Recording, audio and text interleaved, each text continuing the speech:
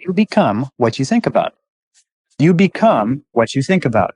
And since the only thing that you can control is your thinking, if you change what you are thinking about, you will begin to change your reality. If you change what you expect, you change what you believe, you change your dominant thoughts, you change your inner workings, you begin to attract into your life people, circumstances, events, opportunities, and everything consistent with your new thoughts. The reason people are unsuccessful is they think thoughts of unsuccess or failure. All causation is mental. We live in a mental universe. All causation is mental. If you wish to change your universe, you have to change your mentality. And this brings us to the most important line of all, which is simply this. And let me write it over here. If you change your thinking,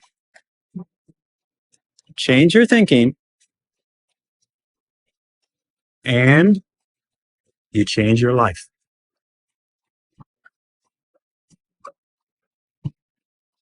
Change your thinking, and you change your life.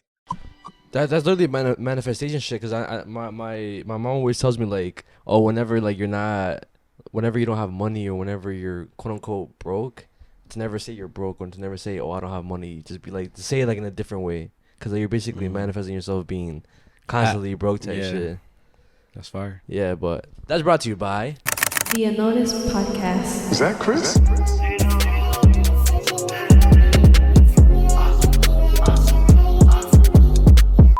What's up, guys? Welcome back to the podcast that goes unnoticed. Welcome back to the spot. Don't make it hot. We love you, even if you love us or not.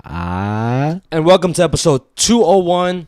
Shout out to all the listeners on Spotify, Apple Podcasts, Instagram, Facebook, YouTube, TikTok, and Patreon. Patreon's regular person shout out in the end. Yo, shout out to everybody who showed love on episode 200. I read every single people's comments. All the love, I don't even think there was any criticism on that episode, but if there was and I didn't see it, shout out to you. But I was kind of iffy about that episode, which is like crazy, but what? Yeah, I was only iffy about it because I know like the whole like laughing part. We like I don't know if I said the stuff good too, but you was only laughing during like the regular segment. Yeah, and you didn't laugh during the Unnoticed Going Dark segment. I don't usually rewatch the Unnoticed Going Dark. Like I watch the regular shit, the Yappuccino, but I don't watch the Unnoticed Going Dark. Did I say my stuff good or? Yeah, I think you did. I did. Yeah, because usually whenever like I edit the video, I can tell when you're kind of all over the place with certain things. But it looked like it was a regular like pod. Damn, what the fuck? I think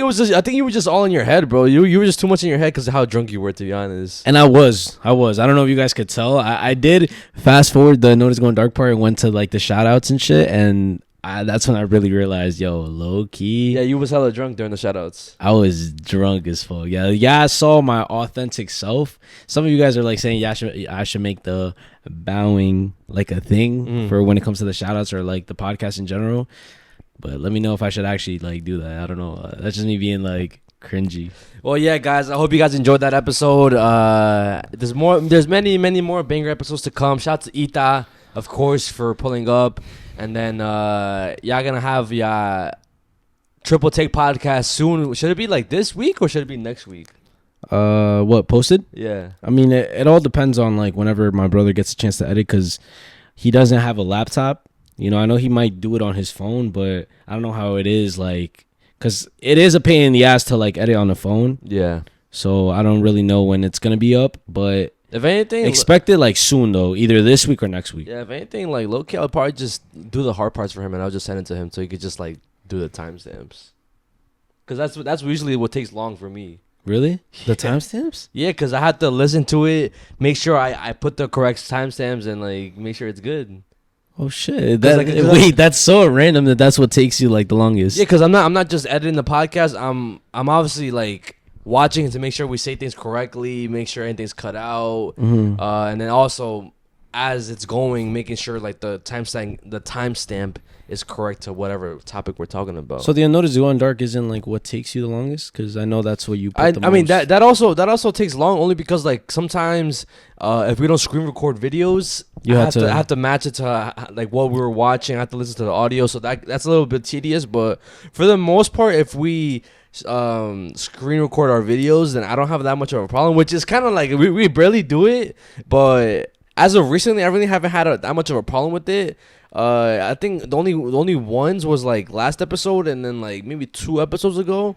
But other than that, like I know it's going dark side, man. That's not really like a problem for me. It's just like sometimes trying to listen to everything, making sure everything's labeled good, and then obviously like making sure we say shit good so we don't sound like dumbasses. I feel like that's the hardest part when it comes to like editing long format like videos and shit. Yeah. Because when I was doing the vlogs, like honestly, vlogs are the most fun and easiest thing to edit. If you guys ever like want to be like a YouTuber or whatever, and you guys want to start off with vlogs, I feel like that's the best beginner type of videos, because you know you and I feel like you genuinely enjoy like rewatching it and edit it. It's not like a tedious task. Speaking of that, we are back on the Clown Boys 2 YouTube page, so we are posting vlogs, any challenges, mukbangs, whatever type of content, IRL content, we're gonna be posting over there.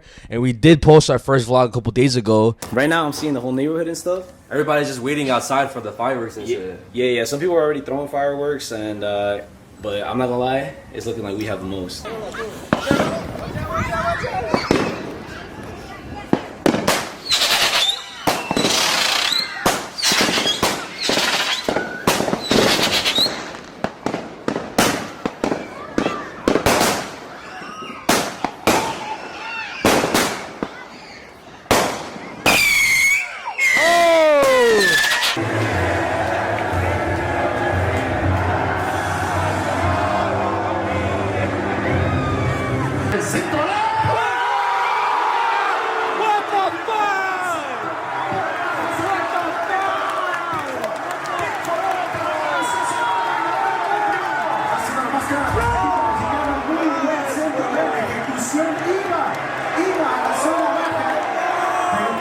Which is doing really good, surprisingly, because we didn't really like promote it that good. All we did was just, well, you did it. You posted it on the broadcast, right? Yeah. The broadcast, and that's it. And then people started getting notifications from whoever subscribed onto that YouTube channel. So which I feel like we're not gonna promote as much, because I don't want it to become like a something like spam type of thing, you know, where we constantly like, oh, post about it. If anything, I'll post about it like on my personal page, because like I don't really post whenever we post the podcast on my personal page. We'll probably do that, or we'll just every time we record a pod, let you guys know that we posted a vlog and shit. And if you guys want to, you know, you guys don't have to. If you guys want to go and like watch extra content of us, because it's more like, you know, I feel like it's different whenever you see a podcast and then you see like the whole like person, like, you know, you can see our whole bodies. Yeah.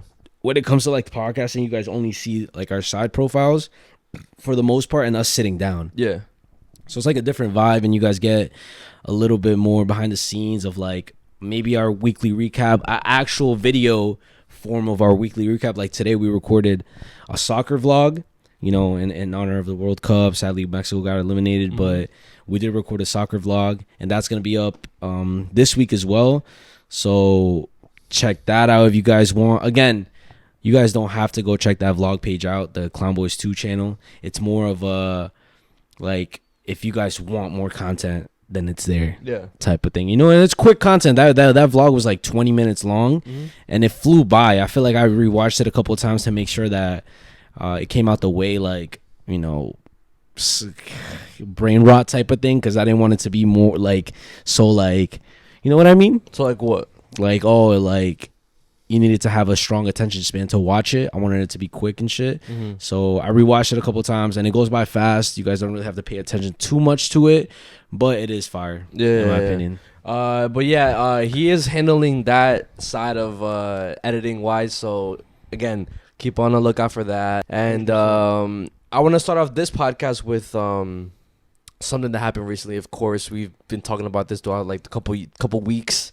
The World Cup, and we did go see the Mexico game versus England, and we did get eliminated. Which obviously it was a very, very, very fucking gut-wrenching, heartbreaking, all the devastating emotions that you could think of. It was that, but what I can say is, even though we did get eliminated by England, I am not embarrassed the way we got eliminated. I am proud of the team. We literally left everything on the field. We Like every single player tried their best, and that's all I cared. Like I remember seeing this clip. I'm gonna show you. It's a clip of Luis Enrique when he's talking to PSG, and it was either a Champions League final or it was a Champions League game or like one of the knockout rounds, and then he was basically saying how like if we lose, so be it. But if we're gonna lose playing football. We're gonna lose with a fight type shit. I'm gonna show you because honestly, like he's definitely like top 5 like best managers in the world, bro. And I'm not gonna lie, like also that game really like showed because I'm so passionate about the whole like being Mexican and what it means to be a Mexican, and I feel like the way we went out is a perfect example of that. You know, we might not be the fastest, we might not be the strongest, we might not be the best.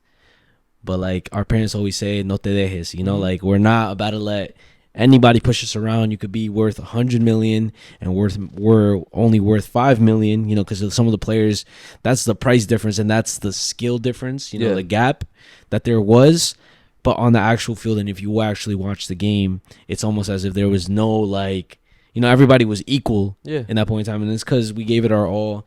Shout out to every single player. Shout out to Gilberto Mora for only being 17. And, you know, even though, like, one goal was his fault, it happens when it comes to soccer, football, sports in general. You are going to make mistakes. And he's probably going to have a lot more in his career. But as he had mistakes, he also had, like, moments of shine. And a lot of the stuff that happened in the game that was good was because of him as well, you know? So shout out to him. Shout out to Quiñones, obviously. Like, everybody's, like, fucking loving La Pantera. Julian Quiñones. And, you know, it's crazy. When I first saw that he was joining the team or, like, joining the selección, I wasn't really, like, hype. A lot of people were hyped because he's, like, an America player or whatever. He was an ex-America player. But at first I didn't care about him.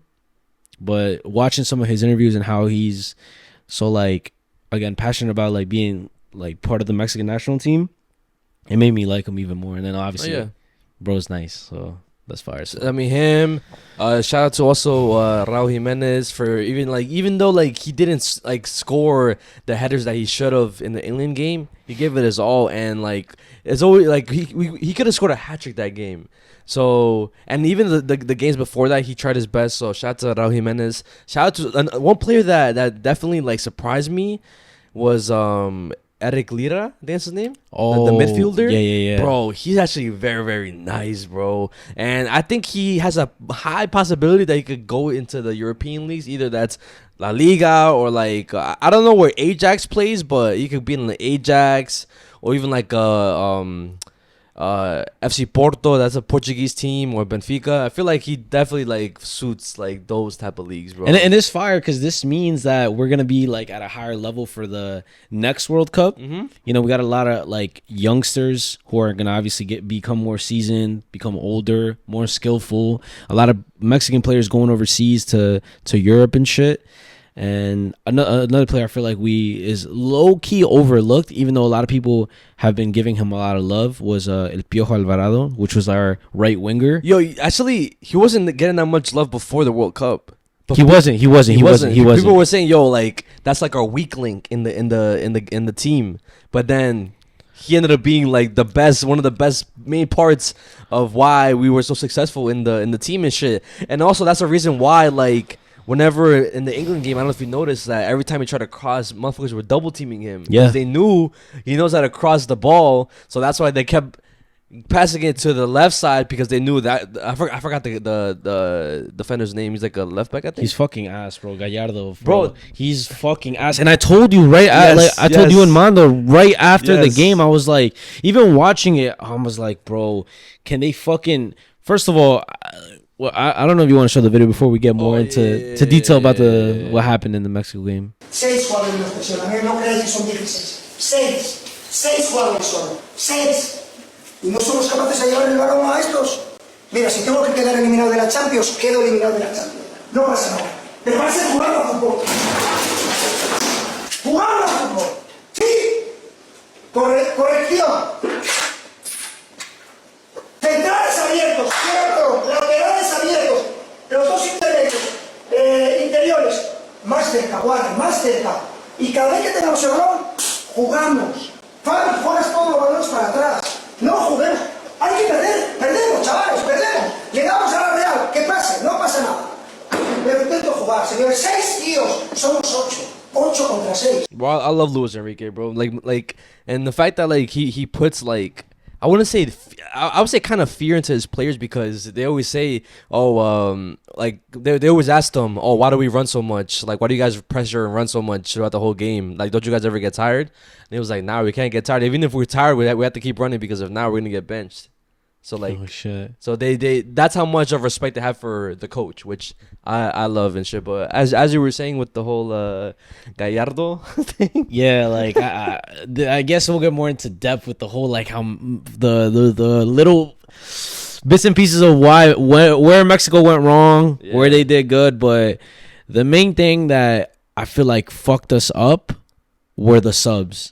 You know, oh yes, bro. You know, yes. Obviously the whole thing where England parked the bus. That's what they ended up doing. Was right? they kind of had to, bro? They were 10 men down. And it's at understandable. And at the same time, we were like playing our asses off. Yeah. You know, we were literally playing on some Barca shit. You know, and I hate to bring them up because bro's a Real Madrid fan and like, you know, whatever. I was a ex Real Madrid fan, but they were playing on some shit like that, right? Yeah, it's a fact. And it got to a certain point where obviously there was nothing to do. Like we couldn't do anything but start subbing in our, like basically they started subbing in all our forwards and shit, right? Yeah, trying to attack more. Yeah. But what fucked it up was the way the coach went about it, right? So Julian Quiñones, which is arguably our best player, I guess you would say, got subbed out. Yeah.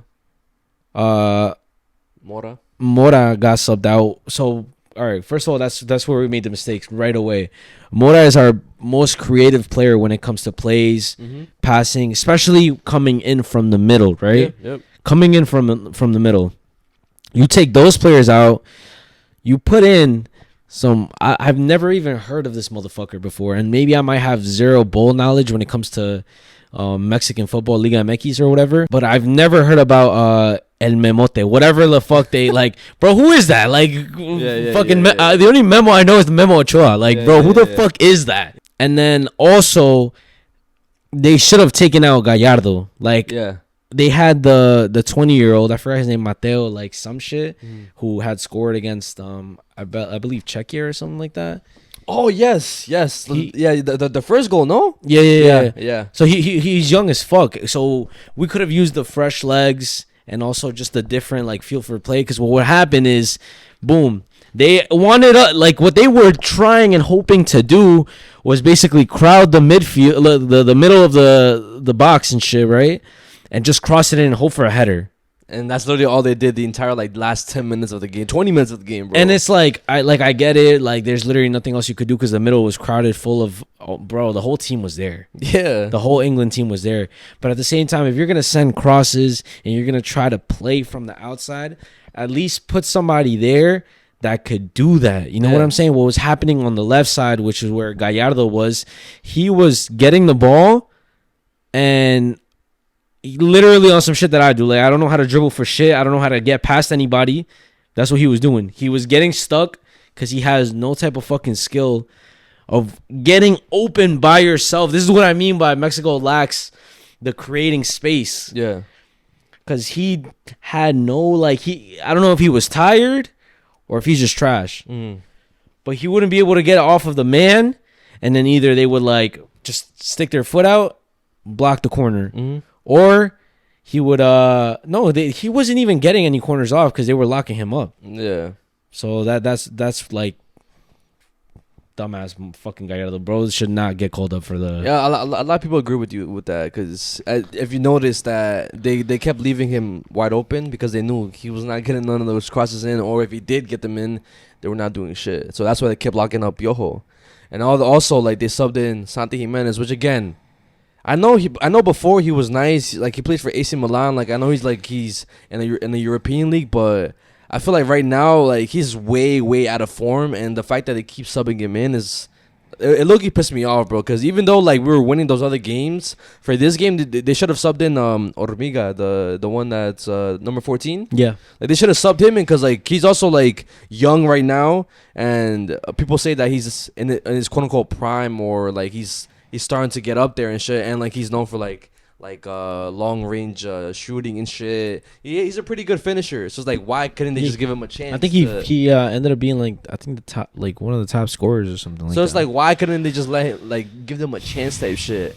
And then another mistake too. And it's like, bro, we're already down. Like, there's at this point, there's nothing to lose. Yeah.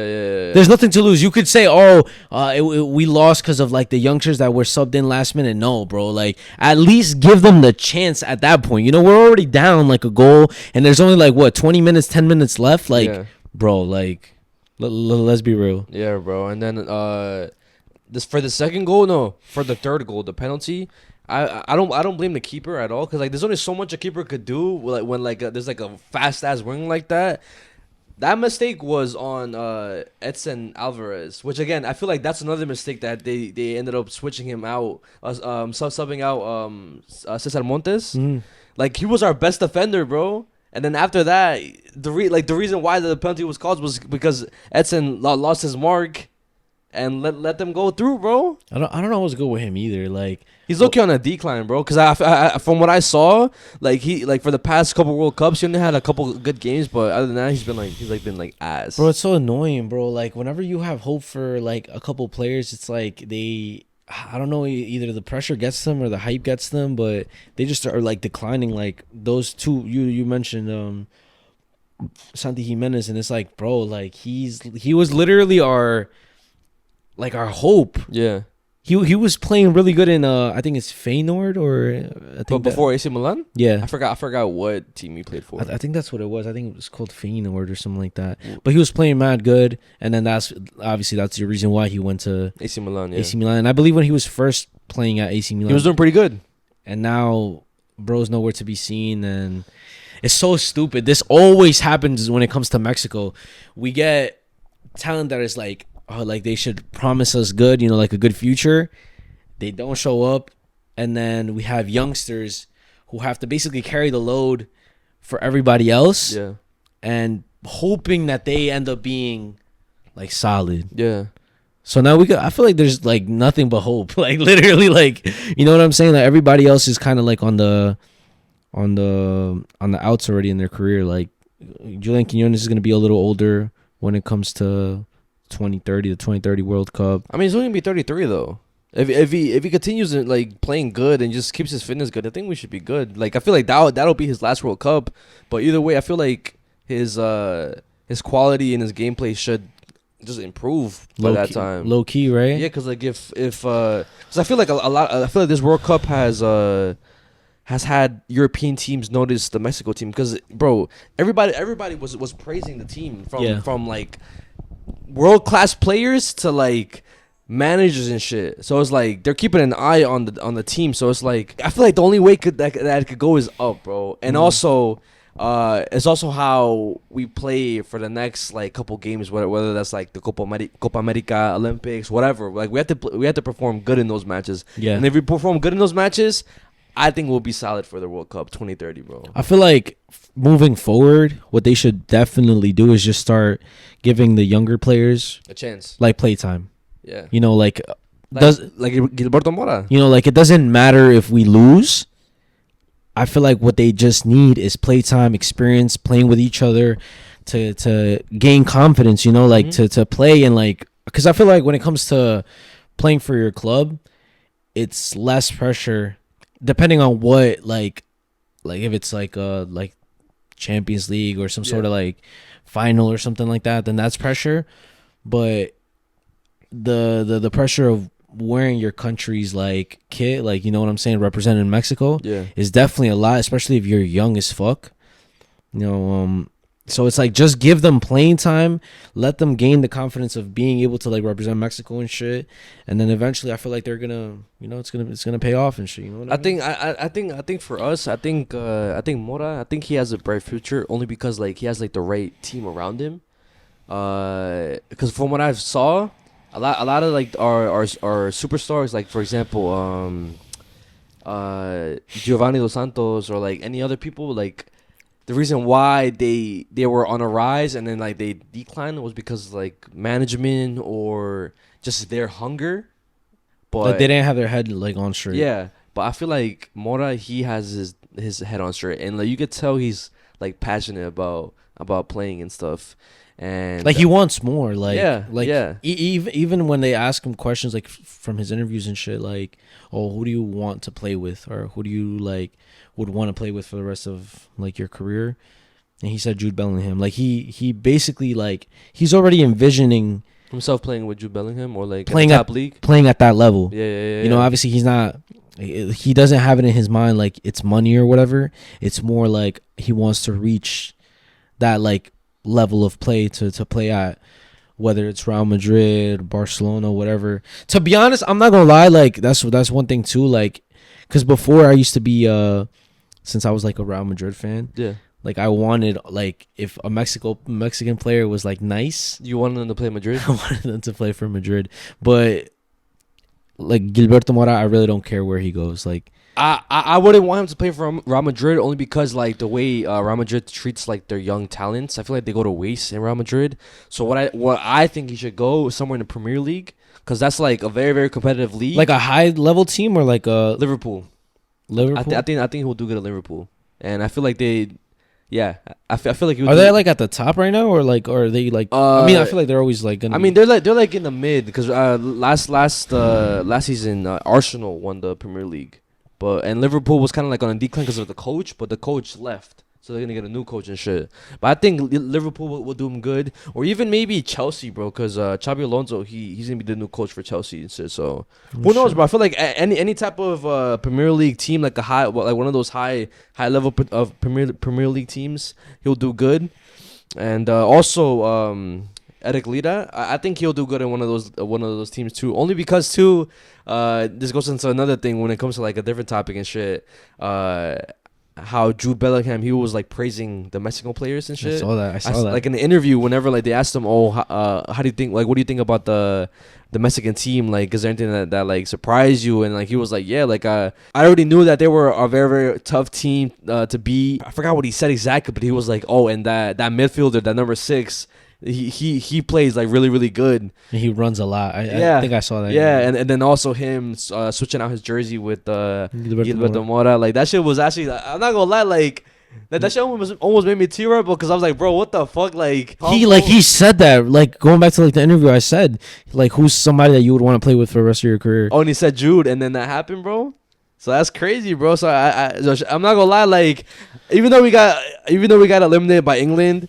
It's still shout out to England because they weren't sore winners, 100%, and they were showing their respect to us and shit. Because again, a lot of people agree that the Mexico versus the England game was probably like one of the best games of the entire World Cup, 100%, and it was also one of the most viewed games of the entire World Cup. And I hate, bro. There's always gonna be haters, guys. Always gonna be haters. Some people were trying to like make clips of saying, "Oh, did you guys see how the USA versus whoever the fuck they played?" I seen that shit. It was Belgium. USA versus Belgium was the like a higher viewed than Mexico against England, but they only showed the stats in the United States. Worldwide, Mexico against England had a higher view count than USA versus Belgium. Yeah. So it's like.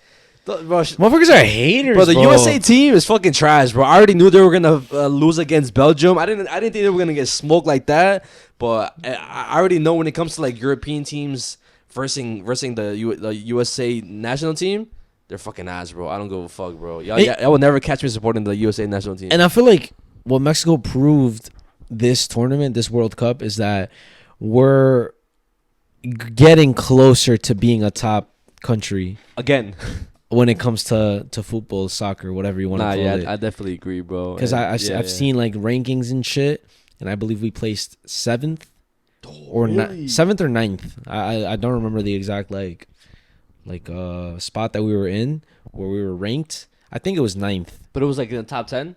Like the fact that we're even in the discussion of top 10 countries or whatever, And against, bro, like I believe we were above Brazil. Like, there's so many other countries that we were above, and it's just like, if we were in the tournament a little bit longer, I believe we would be above more countries. Yeah, for sure. You know what I mean? I think we could have beat Norway. I think we could have beat Switzerland. Yeah. I really do believe that we could have beat Argentina and England.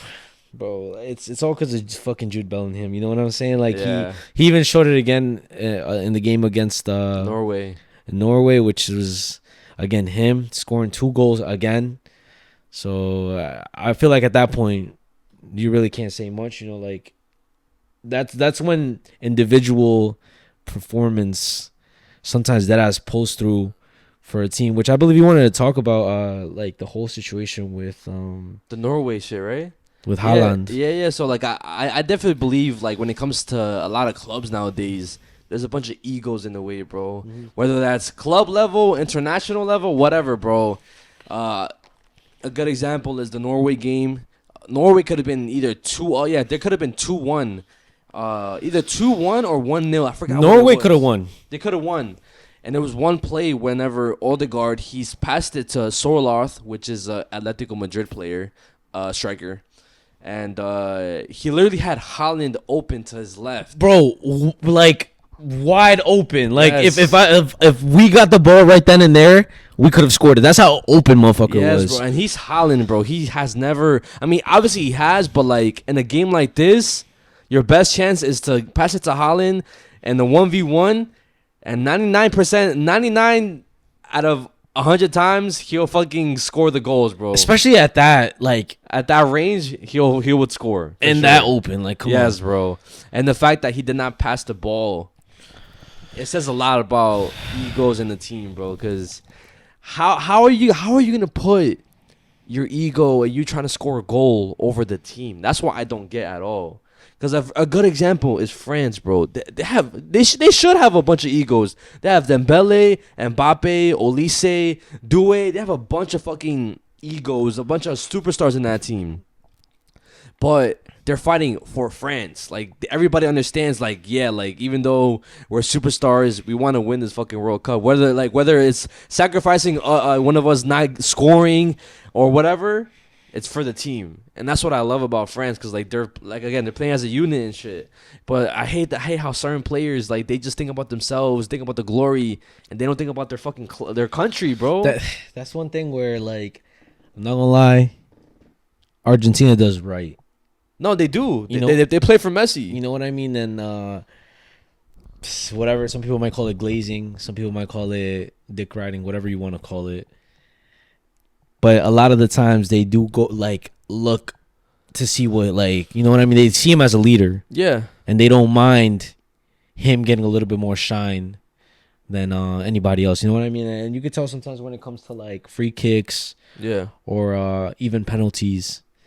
That's where you really tell, like, if there's egos involved, or, like, if they really see their captain as their true leader and shit. Because sometimes I don't have any, like, specific, like, game or players that did this, but sometimes it happens where they don't want to give the player that you would have expected to either take the penalty or take a free kick. Like, they don't want to let them take it. Yeah. Like, they're like, nah, I'm taking this shit. You know what I mean? And but yeah, that has happened a lot this tournament. Like, even with the whole Ronaldo shot, I think we talked about it before. Oh yeah, they also got eliminated too, and it was also like a whole. I feel like it was definitely ego thing too, bro. Because the midfielders, they're supposed to be the best in the world. Like I said this shit in last podcast. Wait, seriously? Yeah, bro. Bruno Fernandes, Vitinha, João Neves, they're supposed to. Bro, Vitinha and João Neves playing PSG, bro, and like their midfield and attacking were fucking amazing in that team. Yo, do you see? This is why, like, yo, That's what I'm saying, bro. And it's like the fact that they couldn't make a single pass through the middle. All they did was pass side to side, and whenever, like, there was a good chance, they will bring it back, pass it back. It's kind of like, bro, what the fuck are we doing, bro? Like, I feel like a lot of teams nowadays just had, like, a lot of players nowadays just care about themselves, And How did that even start? Like, where did that all start? what, the ego shit? Or Yeah, like that's like some weird shit. Like, I don't even know. think that's why Mexico did so good. There was no egos. And I think you said it, which wasn't part of the vlog, but you had said it like when we were like speaking about it, how that's like Mexico had egos before. Oh no, I think I said that last podcast. Oh, you said that last podcast? I think was it last podcast? I think you said it in the car though.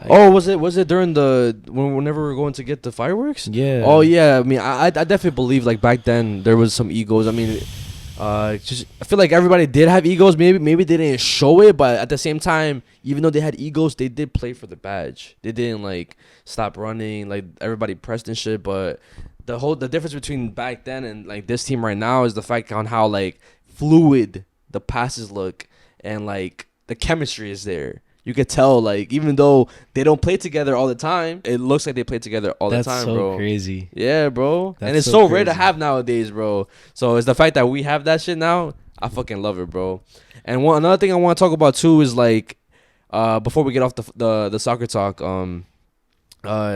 it's crazy how like some clubs too, like some clubs or some countries or some fans don't want certain players, and then like those players end up being the more important ones. A good example is Jude Bellingham. I know you never knew this, but the England fans and the team, they didn't want him to play for England, bro. Like they low-key like don't really fuck with him and shit, bro. Why though?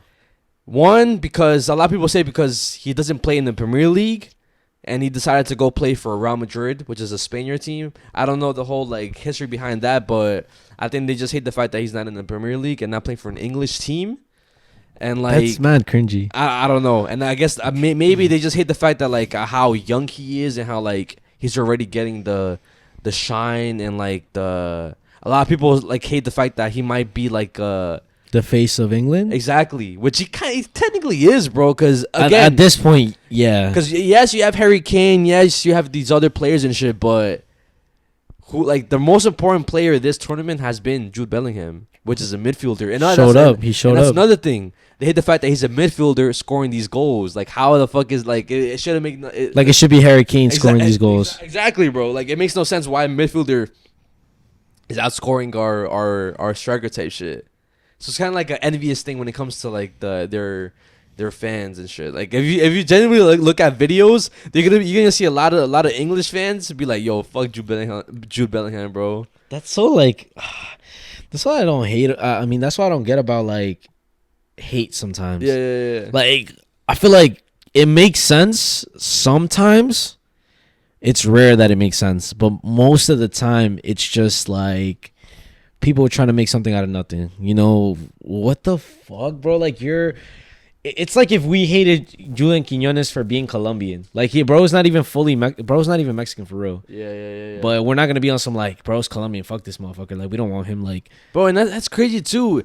The Colombian team, the people, they didn't want him on the team, and then like the fact that he's doing good for us, they're like, he's not even Mexican. He's Colombian.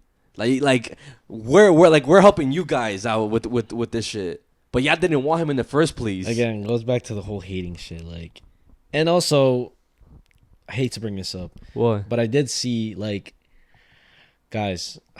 What? It's because I know some of you guys don't like me talking about this or even mentioning this shit because y'all take some offense to it. But it's just what I saw, you know, like the whole Argentina hate, right? And Yeah. I'm glad I'm not the only one that kind of sees a problem with Argentina in the way like They always get favored. like okay, that I guess that's part of the conversation. But the main thing that I'm talking about is how hateful the fans and like just Argentinian people could be at times. Okay, you know, because I did see this interview I believe it's a news reporter or something like that, and it's very recent, bro. It's recent. I don't know if you want me to show you. No, you show me. 'Cause I don't know what you're talking about. I'll show you right now, and it's just like he's just talking shit About what? about Mexicans. What? Yeah, and you see like the me like not fucking with them is completely warranted now. You know, I don't even want anybody to comment shit right now because I already know if you're from Argentina and you're not like that, then I fuck with you. But if you're on some shit like this, then you're fucking cringe. Like, Yeah. you know what I'm saying? Like, because I'm gonna show you right now. Because me, I like, even though like it's not even like real hate. It's more like on some. I don't hate, because hate is a very strong word. You know, I don't hate our Argentina. I don't hate Argentinian people. Whatever. It's just more like it feels like there's tension between like Mexicans and Argentinians. But let me show you right now. Damn, I haven't seen this one specifically. I've seen some other ones, but not this one. Detesto a los mexicanos. Claro, yo- Los detesto con mi alma. El ahorita ese se los puede meter en el orto. ¿Eh? Pero yo estoy con vos, Edu. Yo quería que perdiera México. No, los detestables detesto. esos tipos. El que detestables. sacaste hace unos días, ¿te acordás del periodista que La te envidia que chicaneaba? los mexicanos ¿Te le acordás? tienen a los argentinos, no solamente en el fútbol, en todo. No se envidian. Quieren ser como nosotros y no les da el piné. Pero no son clásicos, para nada. Y menos en el fútbol, ¿viste? Son, la verdad. Which, like, okay, which I'm not gonna lie, like, when it comes to football, soccer, we're not over Argentina only for the simple fact that they have Messi, right? Yeah. We'll probably never be above that, Until Messi leaves the club. or You know, or until like maybe in the near future, a Mexican is better than Messi, but whatever, right? Yeah, that's like highly like unlikely. 1 in a million. Yeah, possible, but highly unlikely, right? But again, going back to like where like my tension between them like comes from, and it's because I've experienced that shit. You know what I'm saying? And like I've seen it.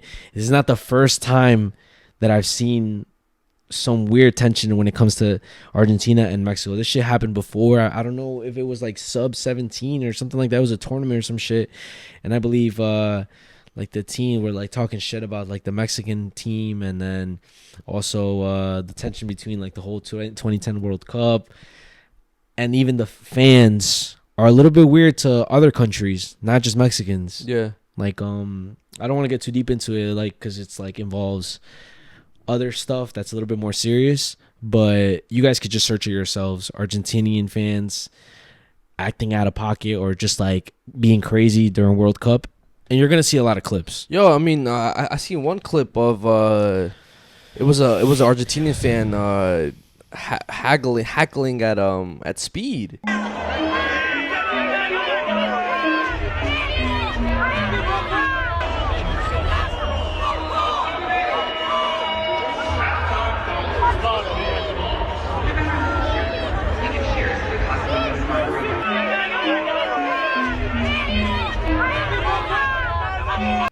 Saying some racist shit, saying like it was, Monkey or something like that. no, right? they said go back to the zoo, insinuating, obviously, like, bro, why would you say that to Speed, bro? Like, And again, guys, again, just to clear the air, I don't hate all of Argentina or Argentina as a country, and it's not all Argentinians, I know that. and it's just, it goes the same thing with like my trauma when it comes to my fellow Caucasians or like Caucasians and shit, right? Because you know, I had experiences, personal experience when it comes to like them being racist to me or me and my family. But again, I don't hate all white people. Yeah. You know, so it's similar like that. Sony announced that in 2028 they're gonna completely get rid of physical media when it comes to games. So no more video I didn't games. know about this. No more anything physical media wise, bro. Everything's gonna be basically subscription shit, right? And I was talking about this with my boy Waffle a couple of days ago, and basically what this is basically implying is that every single big corporation, they want us to go and get onto subscriptions, so we don't really own anything. It goes back to the whole thing: you will own nothing and you'll be happy. It's that type of thing.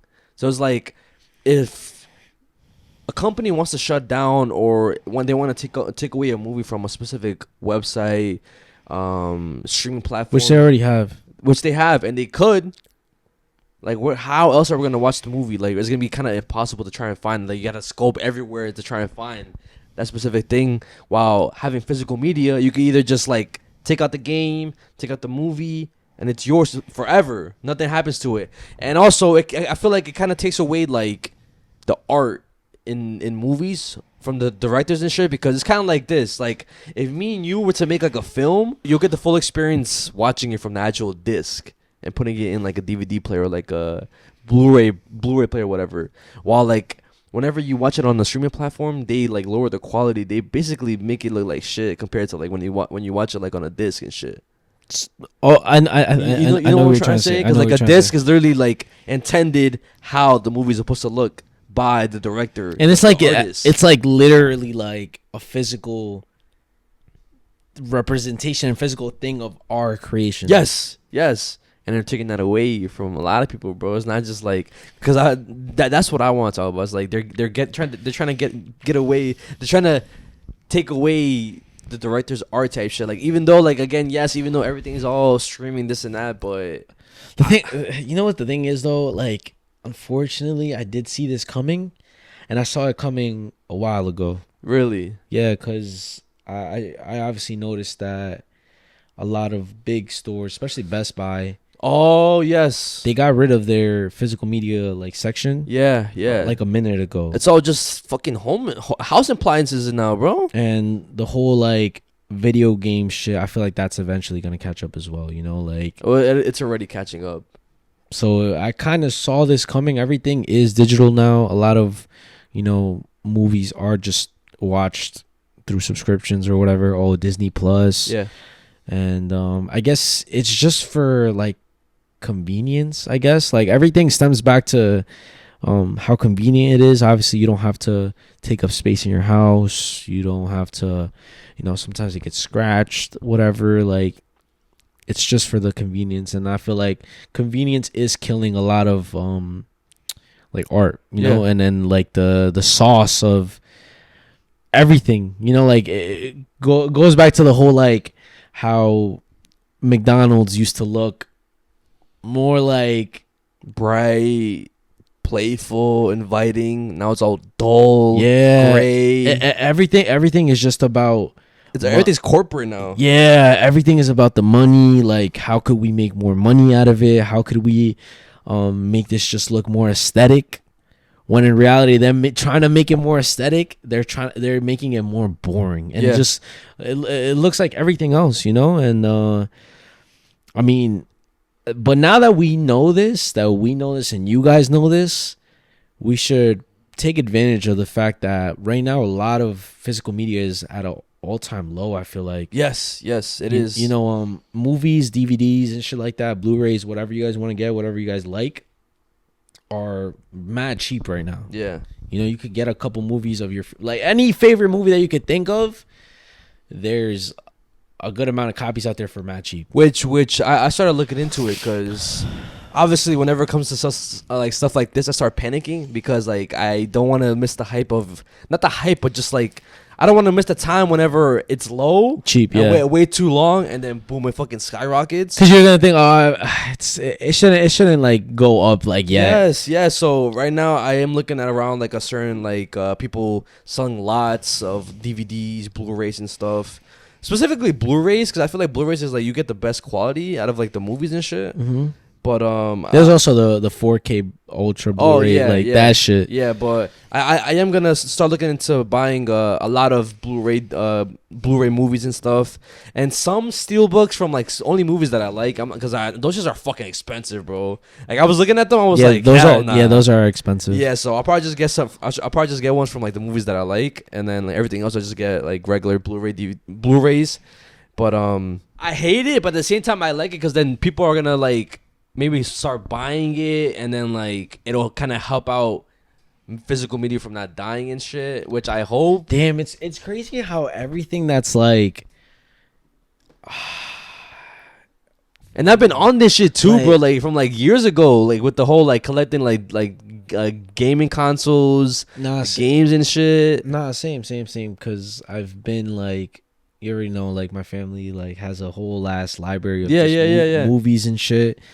So, and the whole like just being like, oh, let me pick and see what movie I want, and like you're not like scrolling on a screen, you're literally like picking it out. Like a book has always been fire to me. Like we used to have movie nights back when I was I was legit.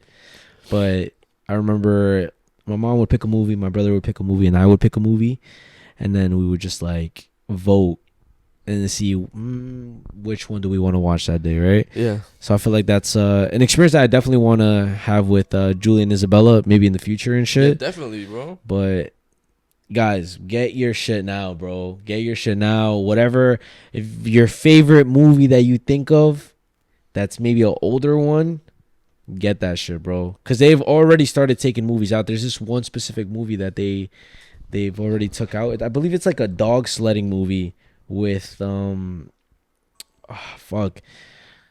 what the fuck is his name? Green Goblin, the older William Dafoe. Yeah, William Dafoe plays, and he's I don't really know like what the movie's about, but I believe it's a movie about like kind of like Balto. I don't know if you ever watched Balto.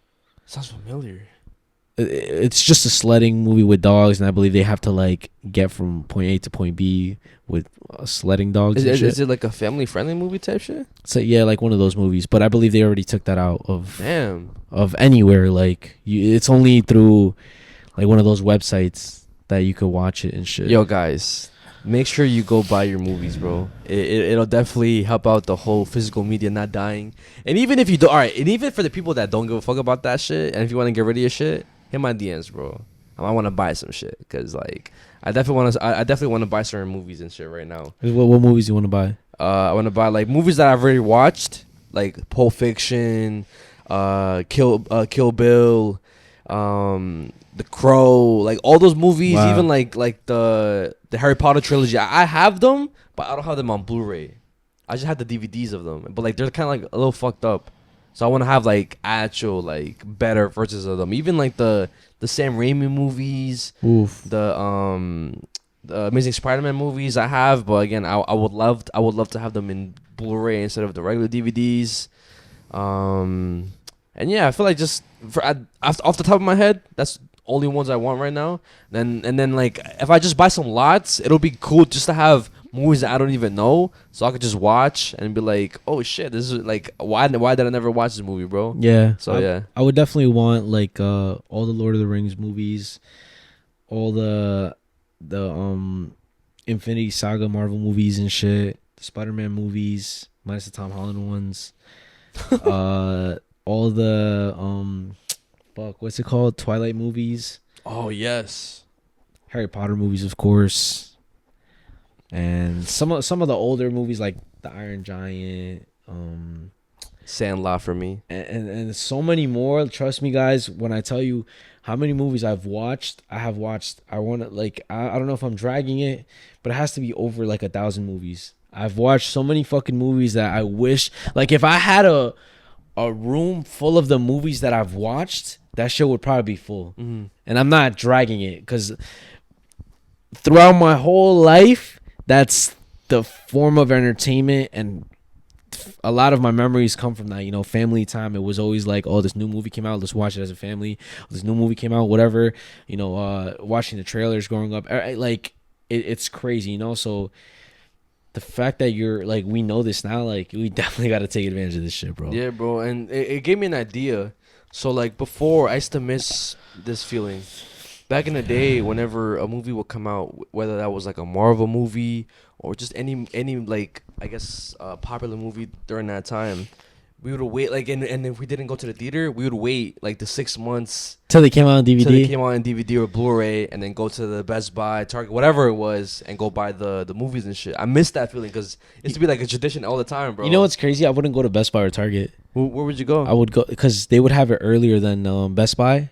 It was like a low key like movie like DVDs, CDs, cassettes, vinyls kind of store, and like it was like an older family and they like knew us already. Oh, that has. Yeah, like and they would have everything. And they still to this day, I believe they're still in business right now, but on the island? Yeah. What? Yeah, and I hope they don't close down. I mean, they have a lot of stuff in there too, you know. Damn, I didn't even know that. Yeah, and they have any movie you could think of, they would have. And Is it cheap though, or is it like inflated prices? Oh, I mean, I'm pretty sure they did the research now. Like a lot of the stuff has gone in price, which it makes sense. You know, like I would want them to kind of match the inflated prices because yeah, I feel like not a lot of people like that's more like niche right now. yeah, You know, which is good. yeah. Eventually, that shit's not gonna be niche anymore. Yeah. It's gonna be like mainstream, and a lot of people are gonna be talking about it. Oh my gosh, like whatever, like in my collection and shit. I feel like right now is the best time. The worst time is gonna be next year because it's gonna get announced even more, which is gonna have people scrambling to You buy said it. 2028, right? 2028, and then also you have people scrambling. Like the scalpers are gonna scramble to get the movies to resell at a fucking high price. Damn. So steelbooks are probably only gonna go up. Oh yeah, forever, bro. Steelbooks are like they're literally collectibles. They're literally like art type of shit. Yeah. So like, cause I brought. Because even without the movie, it's still like. Yeah. I mean, the cover is lit. I seen the steelbook for the Harry Potter franchise. Retail back then, like a couple years ago, like 2 years ago, it was like $200, right? And then even before that, like they would go on sale. You could get it for like under $100. The steelbooks. Now, bro, I checked on Amazon, over $800. I think you should get it. You should get it now. I'm not getting that shit, bro. Bro, I feel like it might be 1,600. $800 though? Fuck that right now, hell nah, bro. If anything, like I'll get them like gradually and shit, but bro, hell nah, bro. I don't think I can do that's it. what, bro. That's what we said about a lot of Pokemon cards when they were like really, really expensive, and now they've only like gone up. So don't do this to me, bro, because you got me into the fucking figure shit now, bro. And like I fell into that trap, bro. I don't want to fall into the steelbook trap, bro. But again, that's not even a trap though, because it's like you have the thing. Like you again going back to like what you said, like you don't own anything. You have you know what I'm saying? And it's like a piece of art at that point. Like this is only gonna make shit that's like collectibles even like better. You know, like it's because those things like they're not even just like random stupid shit. They're literally pieces of art. Yeah. You know, and I feel like that's only going away. You know, a lot of people like aren't really catching on to this shit, but the physical media shit and toys, collectibles, I feel like that's gonna be literally like in a couple years. People are gonna start getting onto it. Yeah, because going back to the whole Toy Story 5, kids don't play with toys anymore like that. Yeah, and that's only gonna get worse, bro. It's only gonna get worse, which is gonna make the toys that came out before only more like collectible than they already are. You know what I'm saying? I definitely agree with that. And it's like that for everything, guys. Everything. The more shit gets like generalized when it comes to like fashion, like clothing and shit, the cheaper clothing gets, you know, because a lot of people go to Primark, Sheen, like all these things. The fast fashion. Exactly. It makes the other stuff more niche, and then eventually it comes back around and it's a collectible again, you know? So it's the same thing for everything. Toys are not going to be a thing in the future. Physical media is not going to be a thing in the future. Everything that you think is not going to be something in the future, I feel like it's going to be worth something eventually, you know? Yeah. I definitely agree with that, bro. And like, again, before like the whole me going to buy movies in the future gave me an idea to basically turns a part of my basement into like a library of movies. So like I'm gonna have like a fucking big ass shelf. I don't know where exactly, but it's gonna be full of movies. That's so far. Kind of like the way like your mom had your movies and stuff, but like it'll be like maybe this whole wall. I don't know what. Oh shit.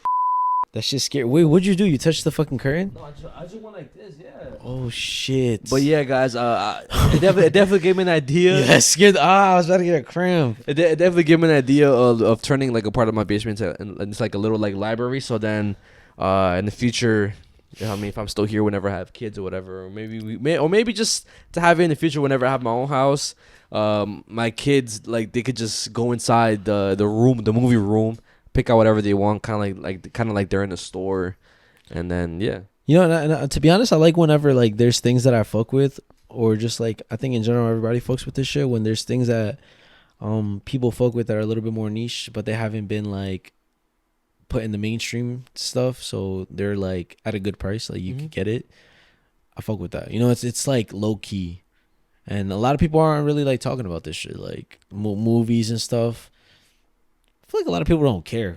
You know what I mean? Yeah, because like you said, the whole convenience of streaming and stuff. Yeah, like they don't really give a fuck about this shit, which is good for the people who actually like want to care about it. Yeah, like collect it or like fuck with it and shit. But one thing that I don't ever want to stop, and I hope it doesn't stop, I would literally take my money and create it like on some low key shit, maybe a smaller version to keep up with it, is movie theaters. Yeah, like I had a feeling you were gonna say that. That's one thing that I never ever want like them to stop, even if they like have to do shit like no more dining, because AMC had to do that because they were losing more money from that. So really? Yeah. Was it because people were sneaking in their own food? I'm not sure. I would do that shit. I'm not sure exactly why, but I know they were probably losing money, so they had to switch that. Okay. Which I find completely fine. You know, I'm not really tripping. Like, I don't care about the whole like food or nothing like that. I don't even care about the snacks. I just like the experience of, again, I feel like I've said this multiple times. We've talked about this multiple times, but just going to movie theaters. Yeah. And experiencing the movie theater experience, whatever. But, of course. So I guess the next thing we're going to talk about is something unfortunate that happened recently, something tragic. And it's the Lorenzo Salgado, who was just recently shot by an ICE agent, and it was obviously wrongfully and completely unjust, the fact that happened. CNN has obtained new surveillance footage that shows the moments before 52-year-old Lorenzo Salgado Araujo was fatally shot by ICE agents on July 7th in Houston, Texas. A source with preliminary details about the incident told CNN that he was not the target of the immigration operation. Federal officials' version of what led to the shooting is, quote, false, says an attorney who represents 2 of the 3 men who were in Salgado Araujo's van and also detained that morning. Let me tell you about my father's last day alive. At 5:50, my dad got dressed, grabbed his lunch and coffee, hugged and kissed my mom goodbye, slipped on his hat for the day, loaded his lunch, his work boots, his coffee in his work van. He patted our dog on his head goodbye and drove off to pick up his crew for work. In a video taken at 6:46 a.m., Salgado Araujo's white van is seen on Wayside Drive and then turning onto Canal Street while a black SUV appears to follow. At 6:47 a.m., Salgado Araujo can be seen driving on Canal Street while a black SUV drives near him on the left side. Seconds later, another black SUV drives through a parking lot of a nearby shopping center in his direction.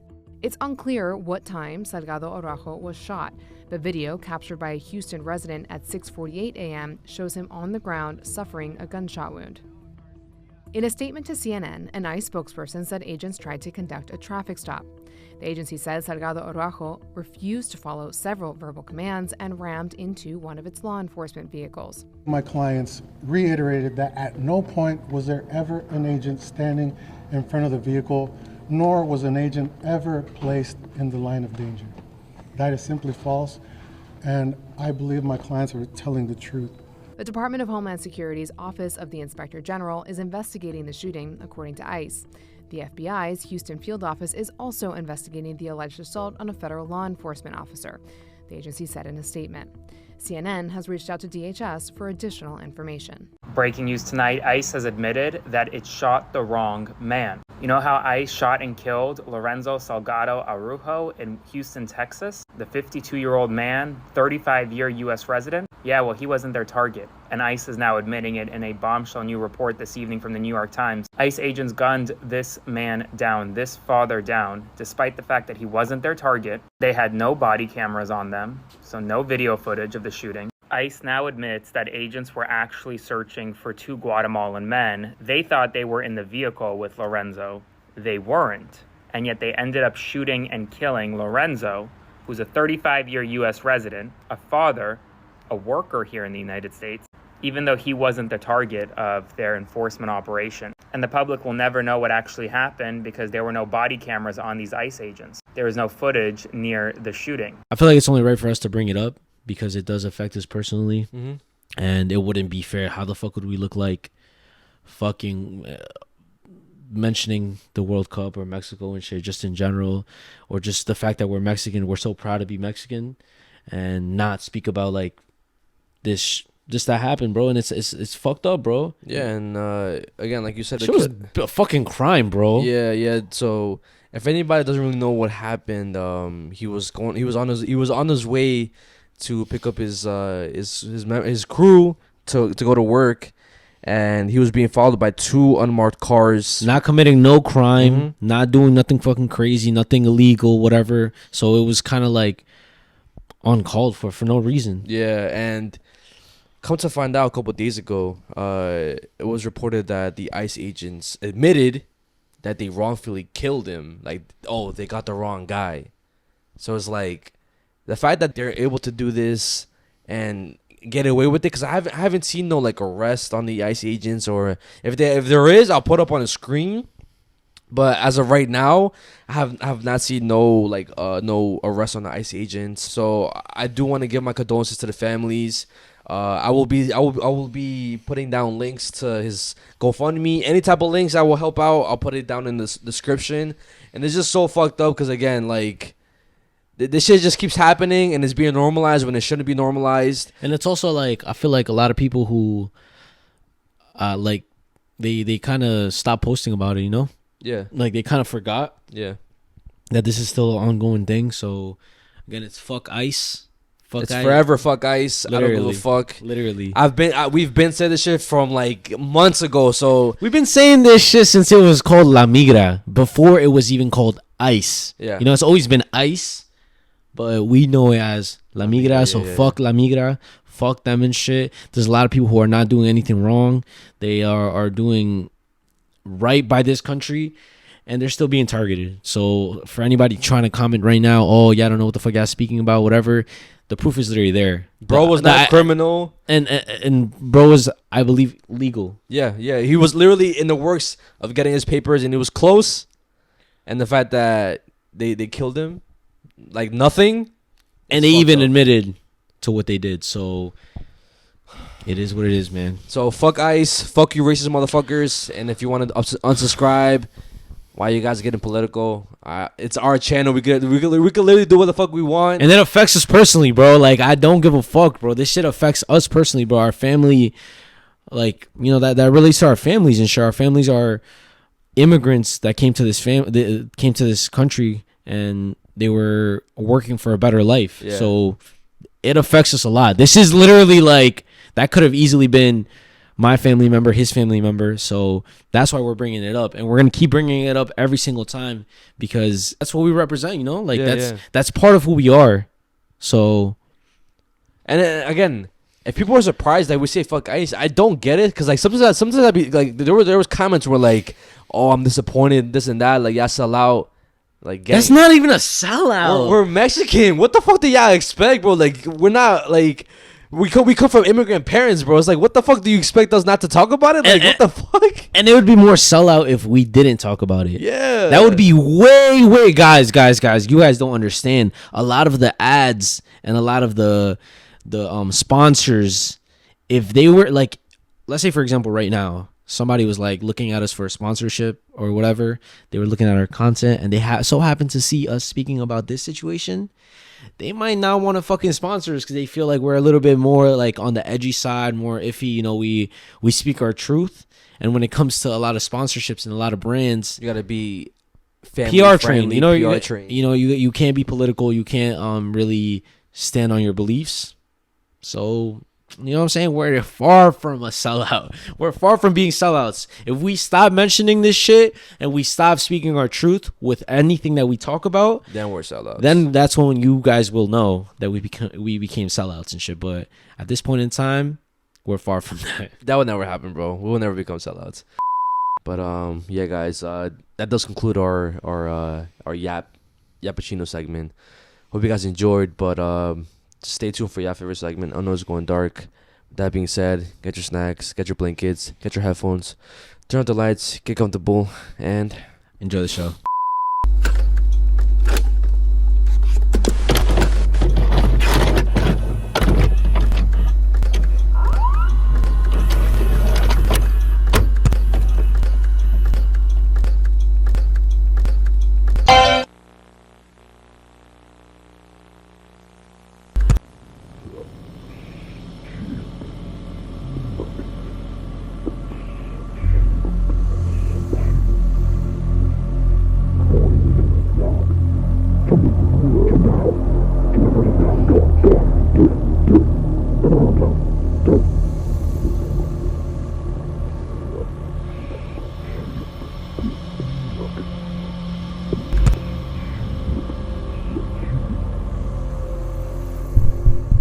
guys. So, well, before I start with my actual topic, I wanted to talk about something that I saw recently. It's kind of like a conspiracy theory. I want your thoughts on it. Okay.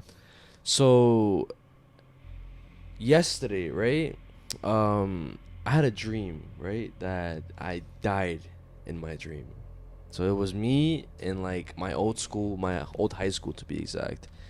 And for some reason, like there was these guys always like constantly following me, and there was somebody else with me. I couldn't really like tell any faces, but like all I remember it was me and somebody else just roaming the halls, and then out of nowhere, these three guys chase us down, and then like one of them takes out a knife, and then I vividly like remember him like stabbing my right chest, and like me feeling it. He was like, "Oh, don't worry, like right now it's not gonna hurt, but in a few seconds it's gonna like hurt really bad, but you won't feel you won't feel the rest."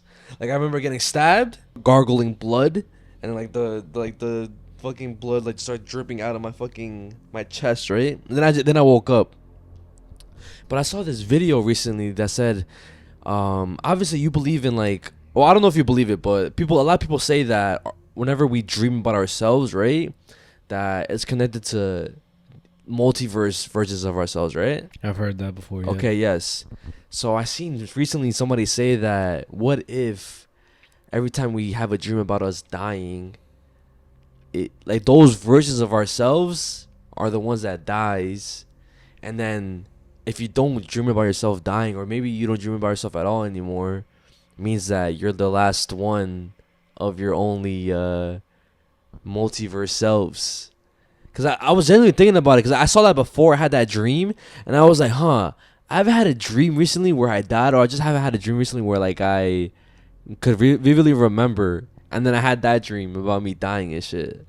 So like, could that be a coincidence, or could that be like something actual, like multiverse? Like it means shit? Something. Yeah, I have heard that like theory that if you don't dream no more, if you don't dream yourself, that you're literally the last one when it comes to the multiverse version of yourself. Yeah, and I do believe that there's some sort of like multiverse, only because there's so many like outcomes that could happen with any little like decision, and there's no way that I feel like there's no way that it's like, I don't know how to explain it, because obviously there's no way like we could explain the actual like reasoning as to why there would be a multiverse. Mm-hmm. But I do believe there's one, because like again, there's so many different like outcomes and so many different decisions that we could have made that it has to have existed somewhere else in a reality where I did pick that. Because at the same time, it goes back to the whole like time shit, and like how time is, well, the way I see it is like that it's infinite. I don't know if it actually is infinite or not, but how it already like it's like happening all at once, but we're not in that reality. You know what I'm saying? Yeah. That's just a little thing I wanted to get into, because again, let me know if you guys believe in that theory. If you don't dream about yourself dying anymore, that means that you're the last one in your whole multiverse line. Or maybe if you don't dream about yourself anymore, you're the last one. Let me know what you guys think. This kind of ties into also like the Mandela effect. How? Because I like recently, I don't know if you have been keeping up with any like Mandela effects or anything like that, but how Chick-fil-A is now back to the way that people remember it, which was with a CK. And for a minute it was CHIC Phil A, but now it's apparently back to CHICK. Yo, it just reminded me of something else, bro. I'm so glad you talked about the Mandela effect, bro. Okay. So there's another theory, right? So, do you remember the Simpsons theory about the World Cup? How like Mexico and Portugal were gonna like face each other at the final, right? Now a couple of months ago, or even I think last month, CERN, the machine, turned off. That's yeah. That's where all this thing is like tied up. Well, you know when they're gonna turn it back on? When? 2030. Why are they waiting that long? So it's You're like fucking lying. I'm dead ass. It's official. Like they said that shit. 2030. They're gonna turn it off and turn it back on in 4 years. That's exactly what they said. And you know what's weird? I don't know if people are coping or trying to cope. That's what people are saying. Everybody's saying like, yo, like Mexican fans, like you guys are just coping. Everybody's like just coping, whatever.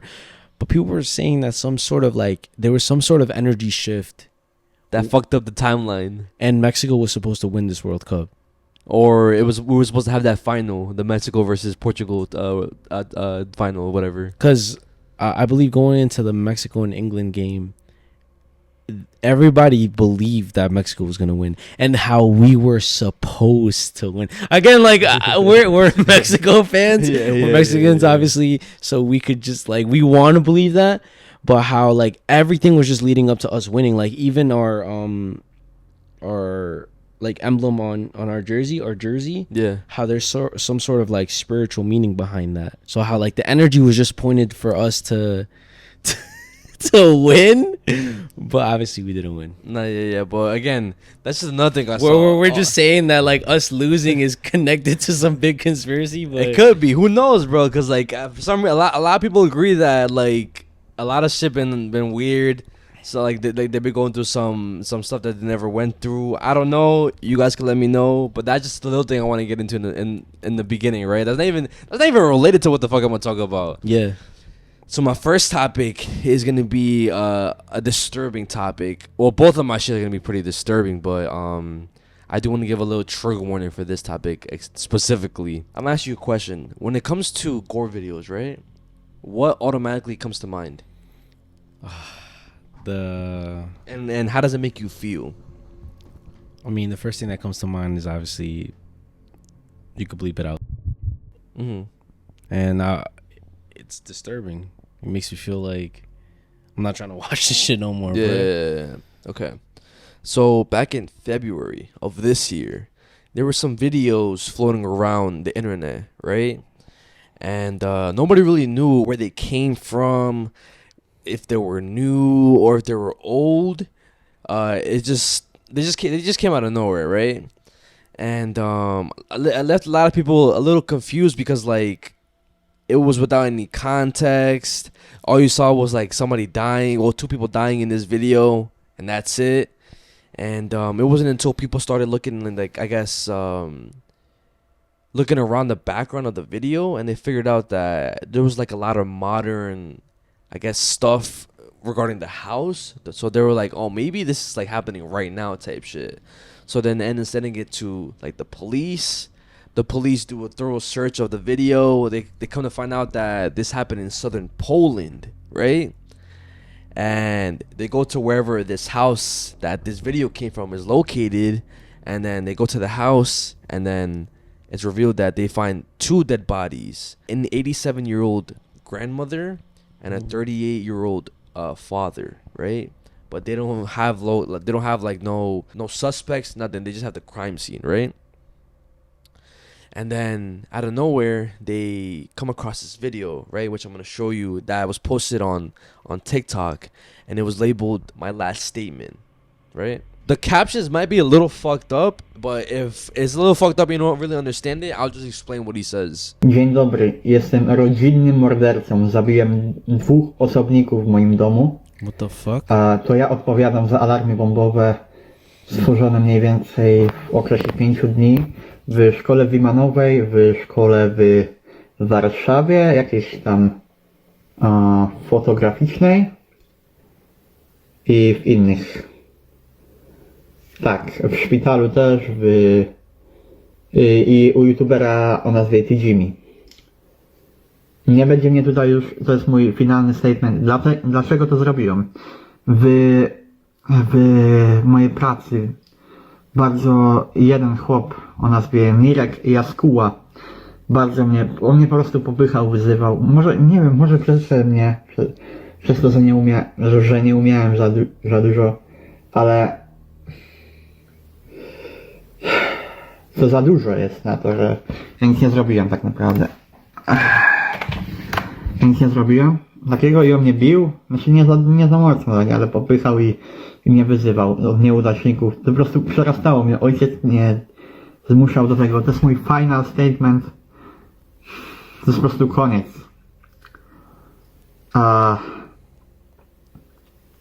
Czemu mogę uzasadnić morderstwo? Według mnie morderstwo to jest część życia. Część życia człowieka. Kiedyś się ludzie zabijali, nie było problemu. Dzisiaj to jest największy psychopata, morderca. Według mnie nie jestem chory na nic. The fuck? Teraz mogę się wydawać trochę taki... Jestem zestresowany jednak. Nie zabiję nigdy nikogo, nawet zwierzęcia. Cóż. Większość rzeczy będziecie mieć na Watch People Die albo na jakichś folderach.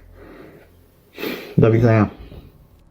You kind of got the gist of why, like what he said, or like why he did it, or He's trying to like say that he's responsible for those videos, and then like he's responsible for killing somebody. yeah. So that was basically his manifesto on him justifying why he killed his father and his grandmother. But he said people are saying lies, or what? The captions are a little fucked up, but basically what he says in the video is that this is my final statement. The reason why I killed my father and my grandmother was because it wasn't even like because of them. It was because his father would make him go to work where he would get bullied, and he took out all the anger from whatever the bullies were doing to him onto the father and the grandmother. And he says the reason why, like, he doesn't, like, he feels no remorse. He basically says how, like, oh, it's kind of normal. Everybody dies every day. Like, people get murdered every day. So it's just a thing that should be normalized in life type thing, right? And now, the actual video, obviously, like, I didn't go out my way to go find it. I seen like thumbnails of it, which I could show you. It's disturbing, but it's not like fucking. It's not disturbing as the actual videos. I'll explain to you what happens in the video, but it's like, bro. The fact that somebody could go out their way to do this, and he was only like 16, 17 years old, bro. Let's see.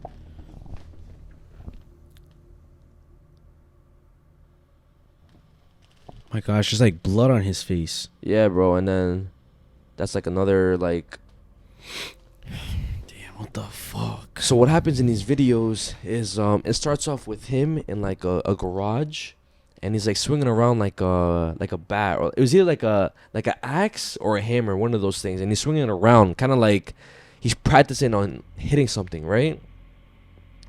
And then it shows him going into the room, like one of the rooms where he kills his grandmother, right? His grandmother he kills with the axe, but while he's doing this, he's playing like loud ass music, so like his father won't hear the noise of whatever he's doing, right? Yeah. So he kills his grandmother with the axe. It's like constant boom, boom, boom, boom, right? He stops, and then it shows him going into his father's room, and he kills his father with a hammer. But the sick thing about this motherfucker is that he turns the camera to himself, and he licks the hammer, like the blood and shit. Like he's enjoying doing this shit. And like that's where you saw that thumbnail. Yeah, that's him doing that shit because it's all over his face. What the fuck? And again, after he murdered his grandmother and his father, he went to go hide like in these bushes, kind of close by. And luckily, the cops were able to find him, arrest him, and then that's when like they find his manifesto. He also confesses to it whenever he gets arrested. They interrogate him and shit. Oh, yo. The spider. Yo, you scared the fuck out of me, bro. What the fuck? Nah, but yeah, he was later captured, and he wasn't given like no life sentence or no jail time because of how young he was. Yo, I mean, what he did. He didn't. No. I'm not gonna lie. I don't know if they should change that or. I think they should, bro. Cause like depending on like the severity of what they do, like how. Bro, he literally said what he did. Like, and he recorded it. And then he posted it. He's like completely sane doing everything. He's not insane or anything like that. Yeah, bro. So it's like... And he still licked he licked the blood, yeah. So at that point, what more proof do you need that he's obviously a fucking killer? Like... Yeah, bro. But yeah, I just want to start off the... I know it's going dark segment with something really, really disturbing. I'm not gonna lie. This is a crazy start, bro. Yeah. My stuff definitely isn't as like disturbing. I mean, One is because it involves a serial killer, but I'm not gonna start off as strong. Okay. Just to like kind of level the tension. But the next thing I'm gonna talk about is something disturbing too, though. Okay. But it involves a movie. I don't know if you ever heard of Dawn of the Dead. It sounds familiar. I don't think I ever watched it. So I've watched the newer version, like the more modernized version, but this is from, I believe, 1978. Okay. Right? And then this specific movie scene. So I'm just gonna show you the movie scene first. Okay. And then I'm gonna explain to you why this movie scene is more disturbing than like it seems. Okay. Because obviously, you know, it's a zombie movie. Yeah. So it might be a little bit disturbing because of like what the zombies do. You know, they start eating like the gore. Yeah, like the gore aspect of it might be disturbing, but watch. Okay.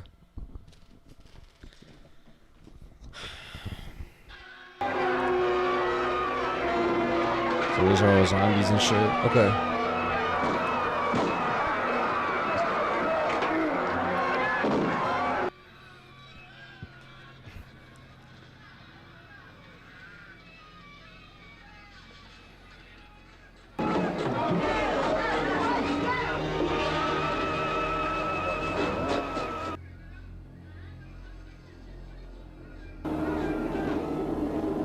Okay, so this is the scene.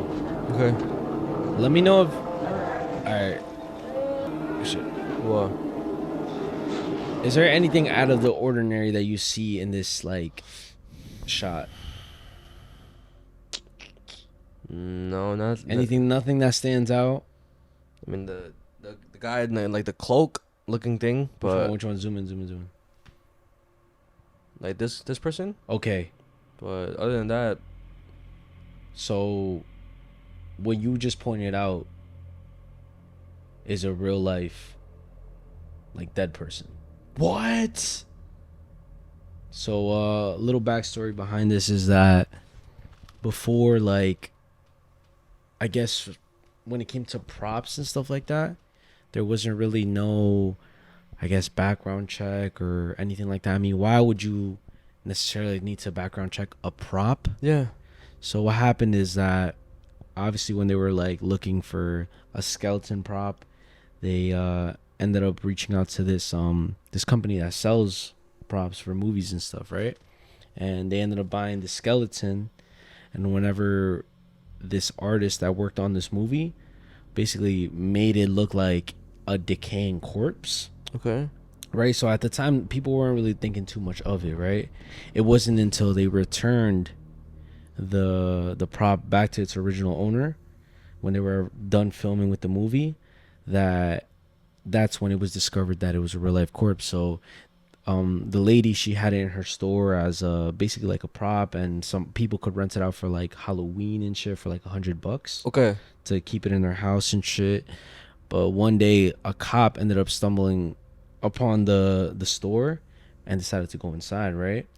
And as he was like browsing the shop, he came across a skeleton, and something just like didn't seem right to him. So he ended up telling like, yo, you know what? I think we should like investigate this because it's looking a little bit too realistic. Okay. Like, just like something is off about it, right? It doesn't look fake at all.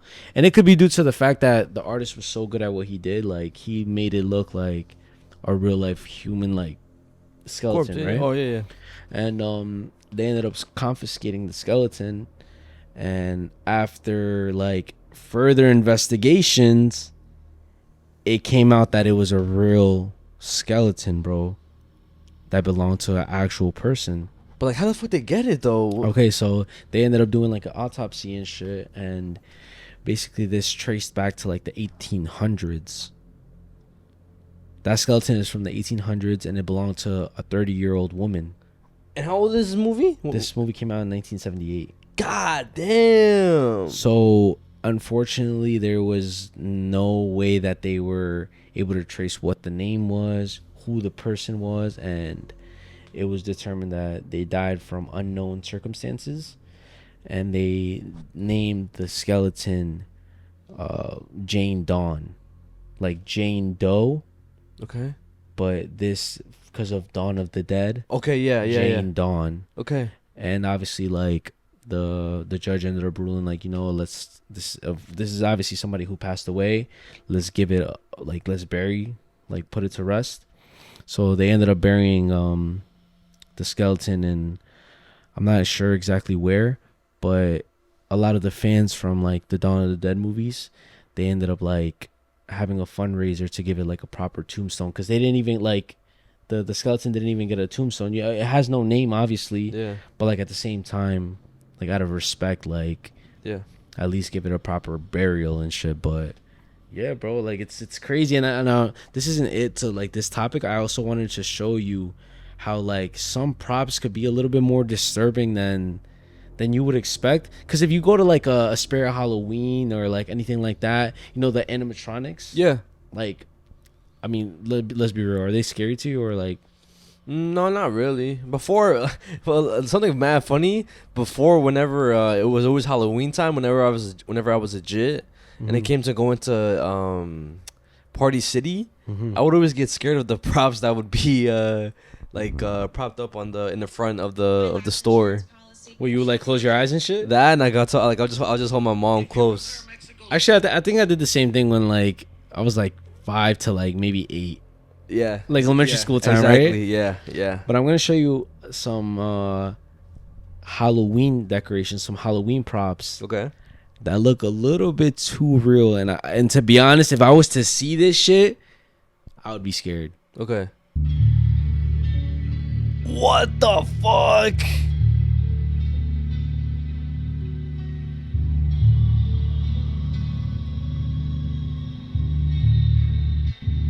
That's one.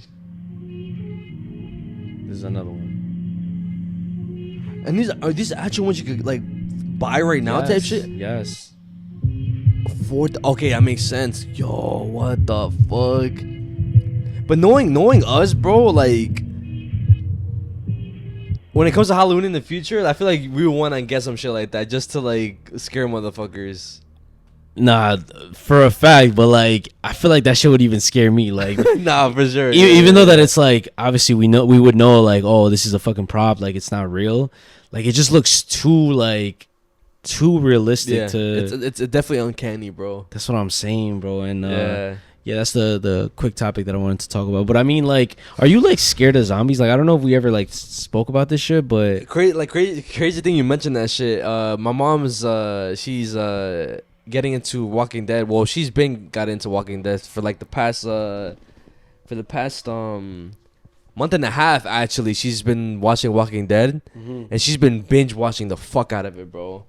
But when you showed me the Dawn of the Dead, and I was comparing that to the Walking Dead zombies, I was like, yo, it's crazy how much like zombies have advanced in like how they look when it comes to CGI or their makeup.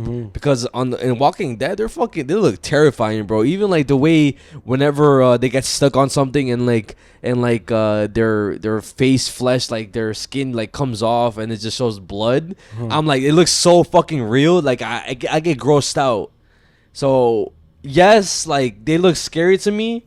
But at the same time, like I'm not like, oh my gosh, like I gotta close my eyes, like I don't want to watch this shit. Like I find it like cool, scary. Because I feel like zombies has like, it's always been a staple when it comes to like the horror scene. It's kind of like vampires and werewolves. They're like in that aspect. Like like brains. I'm gonna eat some brains. It's always like that spooky shit, and it's always been like the vintage classic movies like talking about that stuff. But me, like, I feel like maybe okay, I'm talking about real life now. Like real life shit. Yeah. I feel like in real life they definitely would be scary. But it just depends what type of zombies we're talking about, you know what I mean? I feel like we've never really gotten into this conversation like zombie apocalypse type of shit. Maybe next episode I'll bring up more topics involving this, but we can have the conversation now. Like I feel like that's always been an ongoing like topic and like a fear of a lot of people, like zombie apocalypse. Like a zombie apocalypse. There's even like, have you ever heard about the show Doomsday Preppers?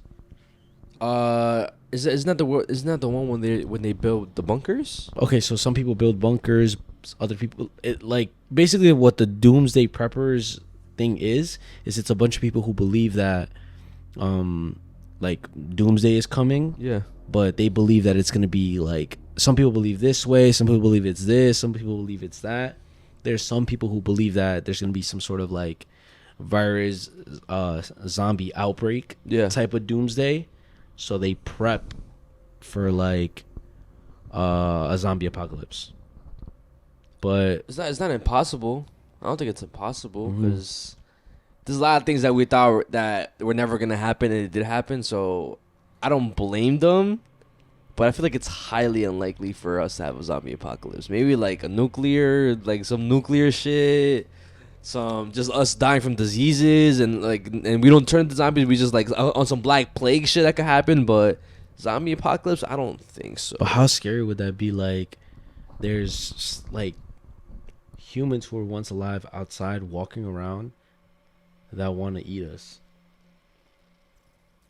And like we just like, how would you even sleep? Like putting yourself in that situation, like you could hear like people screaming outside, like being like eaten alive, other people asking for help, and then you hear like what noises would they even make? Like some groans, like some growls. Yeah, like shit. Oh, like you could obviously say the basically like zombie and shit, but I'm pretty sure they would be like even scared. They'd be like like some shit like that. And then like some others probably make some different sounds or some shit, but like, bro, that would be constantly going, bro. They don't stop. They're not gonna stop. Like, bro, let's literally put ourselves in that situation right now. Boom, they start talking about how like, oh, there's a zombie outbreak in California. Boom, or fucking sorry for my California people, but let's say there's a zombie outbreak in California. Fuck that, Jersey. Nah, Florida. Okay, Florida. Everything happens in Florida. Florida. Yeah. What the fuck would you do? At that point, since we kind of have enough time to travel, just travel far away from Florida. Try to go somewhere like maybe in Pennsylvania or something where there's like mad like forests, and then hope for the best. To be honest, try to find like, cause I have family in Pennsylvania, so maybe try to gather my family from here, go over there, make like a plan, and then just hope for the best, bro. Because I feel like even though like zombies will be our biggest threat, the more bigger threat would be other people, because people will start killing each other for resources. I was just gonna say, like, it sounds like a plan, but at the same time, everybody else is thinking the same thing. Yeah, everybody else is on the move at the same time that probably you would think you're ahead of like the curve or ahead of everybody else. People are already like ahead of even like you and shit. You know what I'm saying? Like, and I feel like that's genuinely the scariest part, bro. Like, it's like you kind of have an idea of what to do, but then the whole like doing it, everybody else is trying to do the same thing. You know, everybody else is trying to stock on food. Yeah. Everybody else is trying to stock on some sort of weapons. Everybody else is trying to fortify their house, but that's also gonna run out, like what to fortify your house with. Mm-hmm. And then like that, I feel like that's not even like the end of it. Like, obviously, boom, you try to prep as much as possible. Maybe like the cities would try to prep as much as possible. Maybe build some sort of barriers on some like Attack on Titan type of shit, like to prevent those infected from coming to the other states. Mm-hmm. The panic would really be what would fuck everybody over. I think even if they do manage to build some type of walls or gates or whatever, knowing this world, they would purposely leave some zombies to come inside to cause chaos, bro. Fuck. Because I feel like it'll clean some of the population or whatever. It'll all just come down to population control at the end of the day, bro. You never watched Walking Dead? No. You should get into it. I mean, obviously, you would kind of have to because of the other pod, but you should definitely get into it. I probably will. In the other Dawn of the Dead, though. Oh, okay, which yeah. We should probably watch together as well. It's like it's like such a dumbass ending. Really? But I mean, I never watched it, so like it makes sense. Yeah. But at the same time, like fuck. The next thing I'm gonna talk about, like I said, most of my topics are pretty disturbing, but this one is called the Lane Bryant Massacre. The Lane Bryant? Mm-hmm. And it revolves like around a disturbing 911 call as well. So just to start off, do you know what Lane Bryant is, or like what store it is, or have you ever heard like your mom or maybe your girl or anybody that you know mention Lane Bryant? Lane Bryant? Mm-hmm. No? Maybe some of you guys might know what it is, but now I feel like it's different from what it was back then. But back then, it was an all-woman apparel store. Now it's more like it's still a store for women, but it's more for like plus-size women. Before, it was like everybody and shit. Oh, okay. So back in 2008, to be exact, Lane Bryant, they would always have like these sales going on. Mm-hmm. And they would let the customers know by either sending out like magazines to like houses, or they would air commercials on TV to let the customers know weeks in advance, yo, there's gonna be a sale going on this date, pull up, 50% off, 80% off. Damn. Shopping for clothes used to be a nightmare. There was hardly any selection and the clothes never fit. But last night I had a dream. I went shopping in my bedroom. What a selection! Everything in my size and all at great prices. Then I realized I wasn't dreaming. I was shopping in the Lane Bryant catalog. Contemporary styles, a wide selection of designs, sizes, and colors, fuller cuts, and fabrics that stretch, shoes with wider widths. At last, total comfort, all with the convenience and privacy of shopping at home. Everything from jeans to evening wear, intimate shoes and accessories, it's all in the catalog with affordable prices that mean great value for you. Satisfaction is guaranteed. Charge accounts and easy payment plans available. Incredible selection, unbeatable value. It's a dream come true. Call now for your free Lane Bryant catalog and get free shipping on your first order. You can trust Lane Bryant for selection, fit, and value. Lane Bryant woman, we know you. You're that confident, insightful shopper who knows quality, style, and convenience when she sees it. That's why we're sure you'll fall in love with our latest edition of fantastic fashions, all better than ever and all styled with you in mind. Call for your free copy and see why America's first catalog of fashion with women's sizes 14 to 44 is still the best. With Lane Bryant woman, you can have it all. Perfect fit, beautiful designs, and exceptional value. Whether you're dressing for business or fun, our tops, pants, skirts, dresses, and activewear always flatter. And you're sure to fall in love with our spectacular accessories, footwear, and intimates, designed to perfectly complete your look. With Lane Bryant woman, beautiful reflections are waiting in the mirror. High key, like, these sales would be fucking, like, coming clutch, bro. So they will have those sales. It will get packed as fuck, though? Yeah, yes. And on February of 2008, there was one of these sales going on. And this woman, her name was Rhoda McFarland, right? She was a manager in one of these Lane Bryant stores. And an employee was set to work in the morning, but by herself. She was set to open up the store. And her being a nice person, she kind of found it fucked up that she was the only one that was scheduled for the opening. So she ended up clocking in as well, trying to help out the employee. Because it really, really gets hectic. Kind of like on some Black Friday shit, right? Yeah, like fucking packed. So she clocks in around 10 a.m. in the morning, right? And so far, like 15, 20 minutes into them opening, it's not really as packed as she expected. Only like 4 people pulled up to the store. And no, 5 people, my fault. It was 4 women and then a delivery man. Yeah.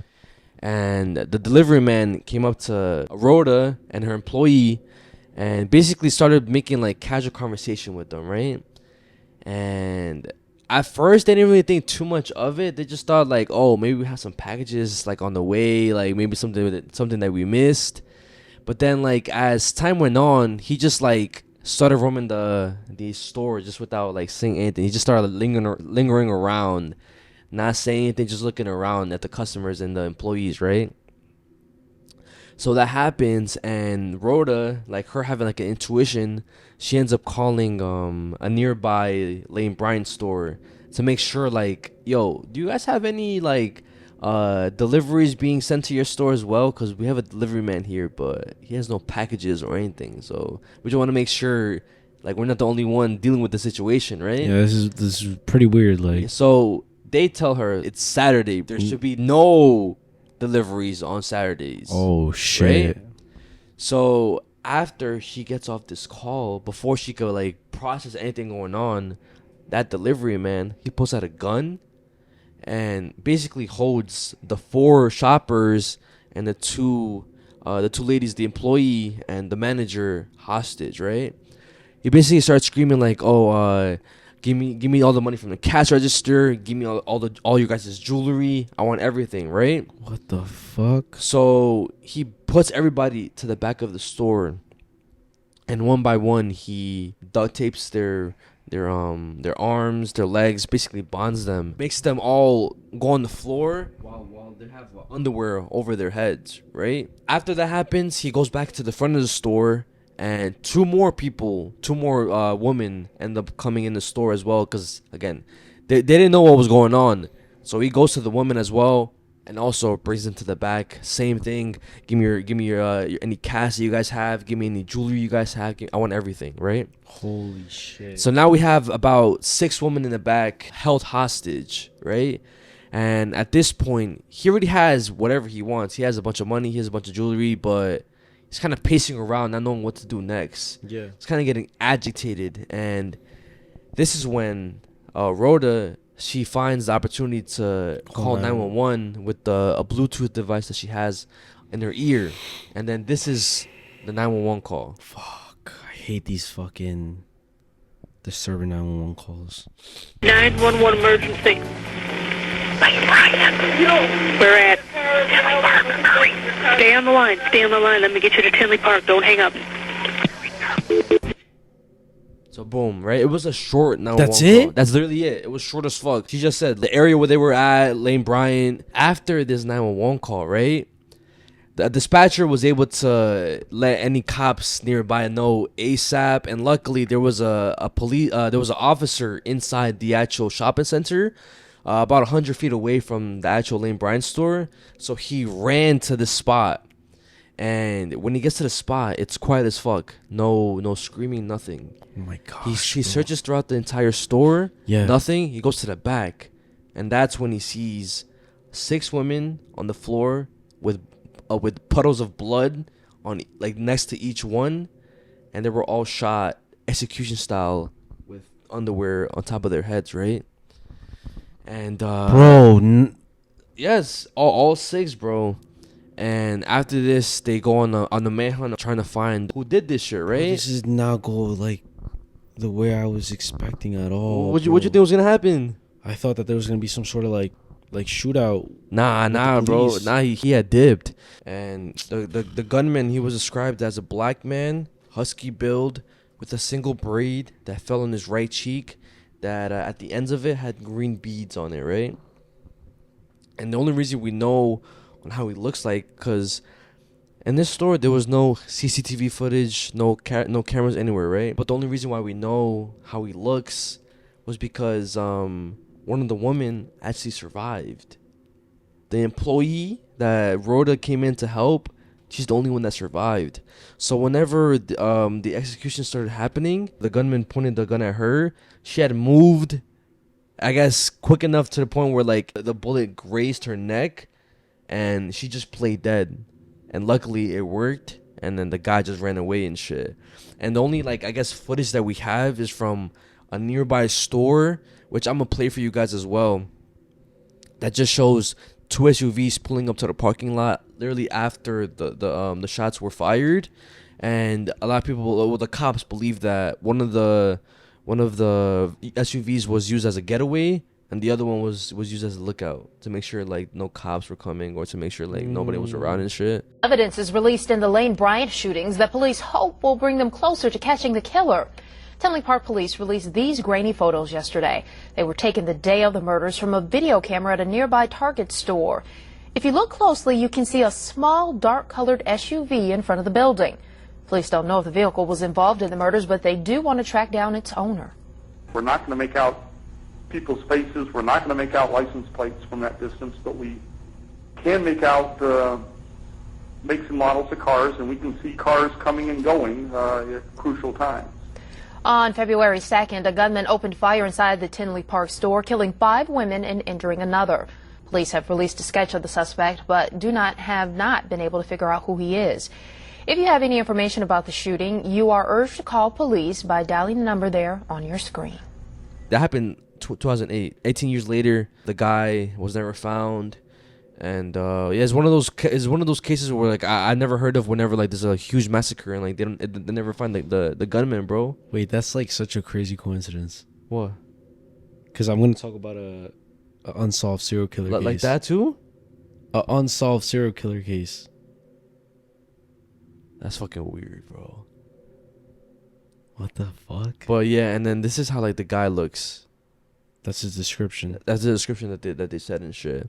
And there's a lot of theories on like maybe why they couldn't find them. The first theory was that, and it's also like, or whatever. What? That's like weird that it's like green. Oh yeah. The theories were saying that maybe that this guy was like a druggie, and he was just coming inside just to rob a few bucks, just to buy drugs. Because if you think about it, right, he came when the store opened. The register barely had any money. If he really wanted to, he could have just waited until maybe a little later to kill people and to rob the store. But he came in the morning. He only I think max he stole was like $200, bro. And then another theory was that maybe the reason why they can't find the shooter was because they're looking at the wrong gender. What if it was actually a woman, and all this time is they're looking for a man? Oh. And the other one I believe is that he was just like some crazy motherfucker that just wanted to kill people, and that's literally it. Like no explanation. No explanation, bro. Yeah, because like I mean there were like none of those women knew the guy. There was no motive, so it's kind of like why would he do it type shit. But yeah, still to this day, this case is unsolved, and I mean hopefully maybe this video could help if anybody has seen that guy, because like they're still an active investigation and shit. But other than that, yeah, bro, it's like that's where it just ends, bro. Fucking hell, yo. Yeah. And it's crazy because there's a lot like cases of missing people, a lot of serial killers and murderers, like who they don't even know what they look like, they don't know their names, they don't know they're literally unsolved with no types of like clues or whatever to solve the case. Do you think like sketches are uncanny and scary at times? No, 100%. Because I've seen a bunch of sketches that I could put up on the screen for you guys.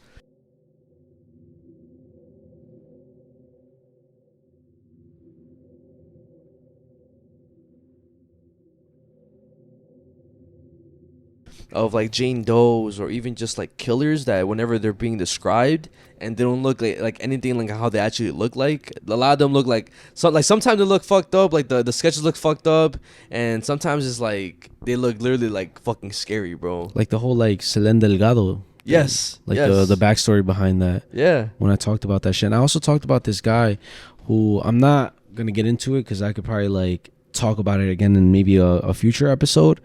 But I talked about one where the description, the sketch, the police sketch is literally a guy in what's that shit called?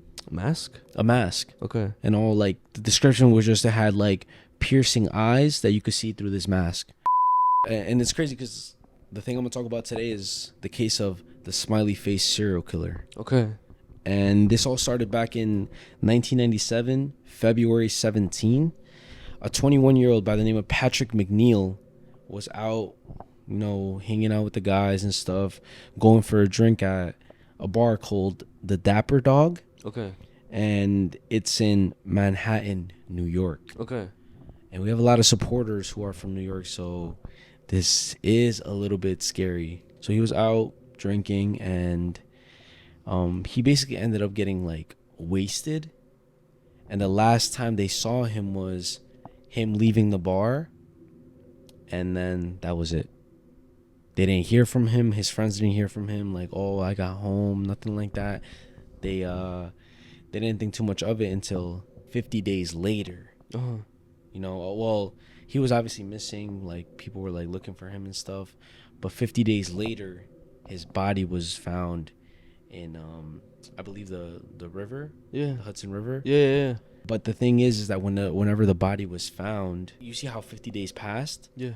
But his body couldn't have died 50 days ago. It had to have been less than a week ago.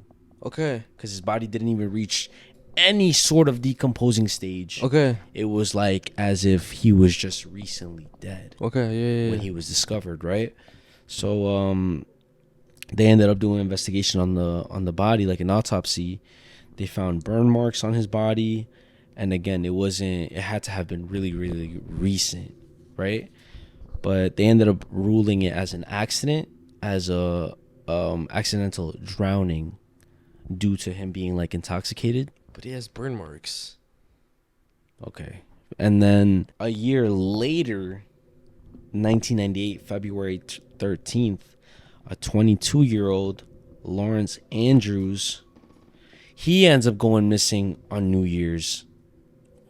And again, in a similar manner, his body gets found in a body of water as well. What? In the same area. Right? So now now the investigators are kind of like suspicious because they're like, why is this white young male who is kind of like, they have similarities, bro. They both have burn marks. Yeah. They both are found in the same like body of water, and they're like kind of in a similar situation, out having a drink late at night, and then just found dead. That's fucking so weird. Some people are like just saying like, oh, like it's the same thing, like it couldn't have been that they died. It's like being ruled as accidents because they're like heavily intoxicated, they're out having drinks, anything could happen whenever you're drunk. Yeah. But the investigators are kind of like not taking that as like the answer. So they end up doing like further investigations to more cases similar to this one. And they end up finding 45 different cases, but similar cases to this one. A night out, but they always end up in a body of water? In a body of water. And the reason why it's called a smiley face serial killer is because near the body being found, there's a smiley face graffitied on the floor.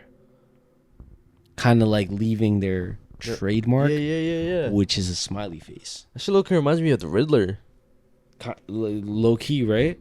But this all happened between the 1990s to the 2010s. And they only found 45 similar cases, but it could have been 45 plus. God damn. Right? Bro. So even though the investigators found like all these connections with all these cases, a lot of people, like the FBI, discredited. They just said that all of these are alcohol drownings. They're not related whatsoever. The smiley face quoted, "It's not an unusual symbol, so it doesn't make sense as to why." The fuck? What? But yeah, this is still like an unsolved case. Mm-hmm. So the serial killer could still be like active right now. The fact that you said it happened in the 90s all the way to like 2010s? Well, that's what they ended up piecing together. And again, it was 45 cases, but it could have easily been 45 plus. That's... Bro, because keep in mind, bro, these aren't considered murders. Like, they were recorded as accidental drownings. But the thing that I don't get is like that one body you said that the one person you said that had the burn marks. Multiple had burn marks, and they still consider it as like they don't think it's a coincidence. Like they don't think like, oh, it might be tied to like one person like doing the same thing, bro. And the whole the smiley faces not like. And it wasn't just like the smiley faces wasn't just like 2, 3. It was like over a dozen. On each time the drownings happened? Accidental drowning, over a dozen of them had like the smiley faces. Like see, this is what frustrates me sometimes, right? Because I feel like the internet could solve a murder case like that. Yeah. Like that. Yeah. And obviously, I know there's like technicalities when it comes to trying to solve a murder case. Like, I get it, but at the same time, bro. Imagine we like unintentionally reopen this like investigation. Nah, I mean, I don't. Isn't it active or? Nah, like, bro. Again, the FBI ruled it as accidental drownings, and a lot of like, basically, judges, I believe, or just people didn't really like take it serious. Because again, people were saying that it's a common thing, like anybody could just draw a smiley face. It's not. And then if the FBI are like technically like the big boys when it comes to the cops. Yeah. If they're saying that it's ruled as accidental drownings, then most people are gonna kind of agree with them, you know. Yeah. But this isn't it. It's not it. This is in the mix of me like researching this topic, right? What was the name of the serial killer? The smiley face serial killer. So this made me think of this old scary animation, right? By Llama Arts. Yeah, so this is an old one of the very first scary animations that I watched from Llama Arts. Okay. You've definitely watched this before, but just a little bit like of, I guess, nostalgia. We'll watch it together real quick. So this is nostalgia horror? Yeah, and it's called the animation is called The Smiling Man, and it came out 10 years ago. Wait, I think I know what this is. Bro, you know what this is, bro. Shout out to Llama Arts, bro. Fucking love your shit. Yeah. About 5 years ago, I lived downtown in a major city in the US. I've always been a night person, so I would often find myself bored after my roommate, who was decidedly not a night person, went to sleep. To pass the time, I used to go for long walks and spend the time thinking. I spent 4 years like that, walking alone at night, and never once had a reason to feel afraid. I always used to joke with my roommates that even the drug dealers in the city were polite. But all of that changed in just a few minutes of one evening. It was a Wednesday, somewhere between 1 and 2 in the morning, and I was walking near a police-patrolled park quite a ways from my apartment. It was a quiet night, even for a weeknight, with very little traffic and almost no one on foot. The park, as it was most nights, was completely empty. I went down a short side street in order to loop back down my apartment when I first noticed him. At the far end of the street, on my side, was the this used to scare the fuck out of me, bro. Me too. It was a strange dance, similar to a waltz, but he finished each box with an odd forward stride. I guess you could say he was dance walking, headed straight for me. Deciding he was probably drunk, I stepped as close as I could to the road to give him the majority of the sidewalk to pass me. The closer he got, the more I realized how gracefully he was moving. He was very tall and lanky and wearing an old suit. He danced closer still until I could make out his face. His eyes were open wide and wild, head tilted back slightly, looking off at the sky. His mouth was formed in a painfully wide cartoon of a smile. Between the eyes and the smile, I decided to cross the street before he danced any closer. I took my eyes off of him to cross the empty street. As I reached the other side, I glanced back, and then stopped dead in my tracks. He had stopped dancing and was standing with one foot in the street, perfectly parallel to me. Oh, nah, bro. He was facing me, but still looking skyward, smile still wide on his lips. I was completely and utterly unnerved by this. I started walking again, but kept my eyes on the man. He didn't move. Once I had put about half a block between us, I turned away from him for a moment to watch the sidewalk in front of me. The street and sidewalk ahead of me were completely empty. Still unnerved, I looked back to where he had been standing to find him gone. For the briefest of moments, I felt relieved, until I noticed him. He had crossed the street and was now slightly crouched down. I couldn't tell for sure due to the distance and the shadows, but I was certain he was facing me. I had looked away from him for no more than 10 seconds. Doesn't he run so it was clear that he had moved fast. I was so shocked and I stood there for some time, staring at him. and then he started moving toward me again. He took giant, exaggerated tiptoed steps, as if he were a cartoon character sneaking up on someone, except he was moving very, very quickly. Bro, Vaughn, what the I'd like to say fuck? at this point that I ran away or pulled out my pepper spray or cell phone or anything at all, but I didn't. I just stood there, completely frozen, as the smiling man crept toward me. And then he stopped again, about a car length away from me, still smiling his smile, still looking to the sky. When I finally found my voice, I blurted out the first thing that came to mind. What I meant to ask was, "What the fuck do you want?" in an angry, commanding tone. What came out was a whimper. What the fuck? Regardless of whether or not humans can smell fear, they can certainly hear it. I heard it in my own voice. That only made me more afraid. But he didn't react to it at all. He just stood there, smiling. And then, after what felt like forever, he turned around, very slowly, and started dance-walking away. Just like that.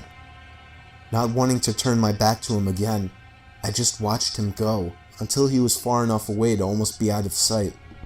And then I realized something. He wasn't moving away anymore, nor was he dancing. Running towards him. I watched in horror as the distant shape of him got bigger and bigger. He was coming back my way. He was coming back my way, and this time he was running. Oh, nah, bro. I ran until I was off the side road and back onto a better lit road with There's sparse no traffic. way, bro. Looking behind me then, he was nowhere to be found. Yo, that shit just brought me back, bro. I used to binge watch La Massacre crazy, bro. That's what I'm saying. And Yo. I remember watching that at night and just like, then when the whole Serbian dancing lady came out, nah, yo, I was scared to like walk late at night and shit. Fuck that. Nah, that's crazy. That's definitely a crazy pull, bro. But yeah, guys, that does conclude our Unnoticed Going Dark segment. Hope you guys enjoyed. But before we're doing the podcast, you already know supporter shoutouts and Patreon shoutouts and supporter shoutouts. Shout out to the Patreon. Shout out Jamie Piceno. Ita's Thunder Thighs had me feeling ayo. Ricardo loves big sweaty men serving him barbecue. Orlando Perez. AV.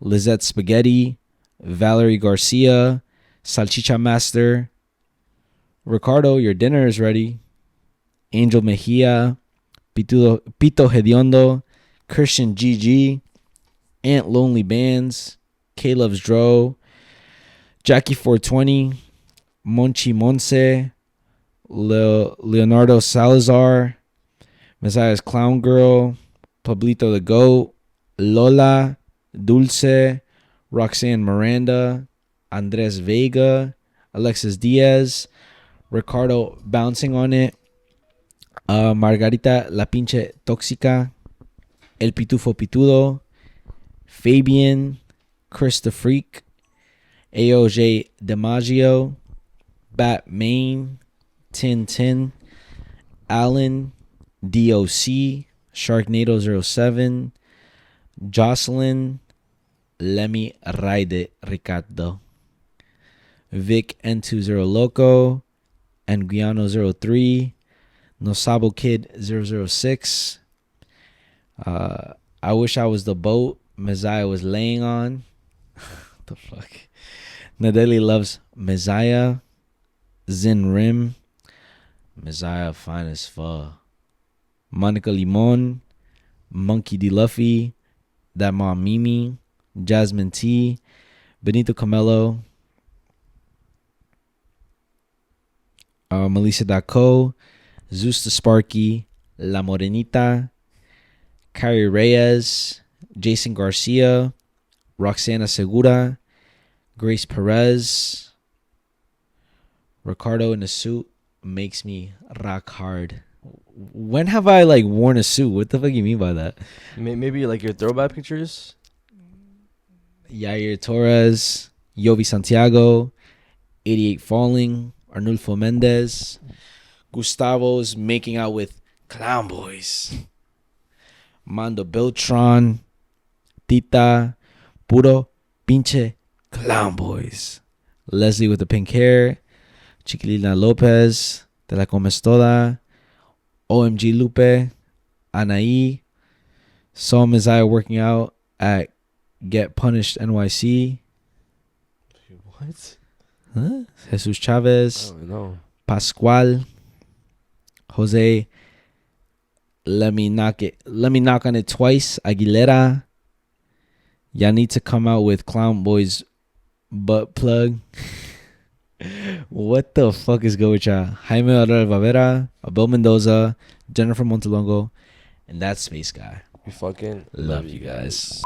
Shout out to the people over on YouTube. Shout out to Natafe.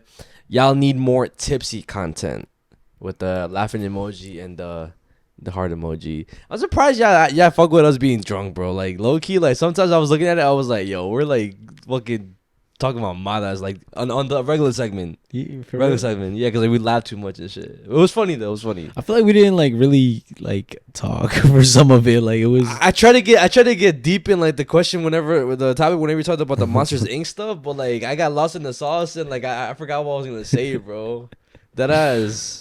Shout out to Nico Granola on YouTube. For the love of God, can y'all please make a GoFundMe for a new camera that doesn't overheat? We most definitely got y'all. Yo, nah, bro. Thank you.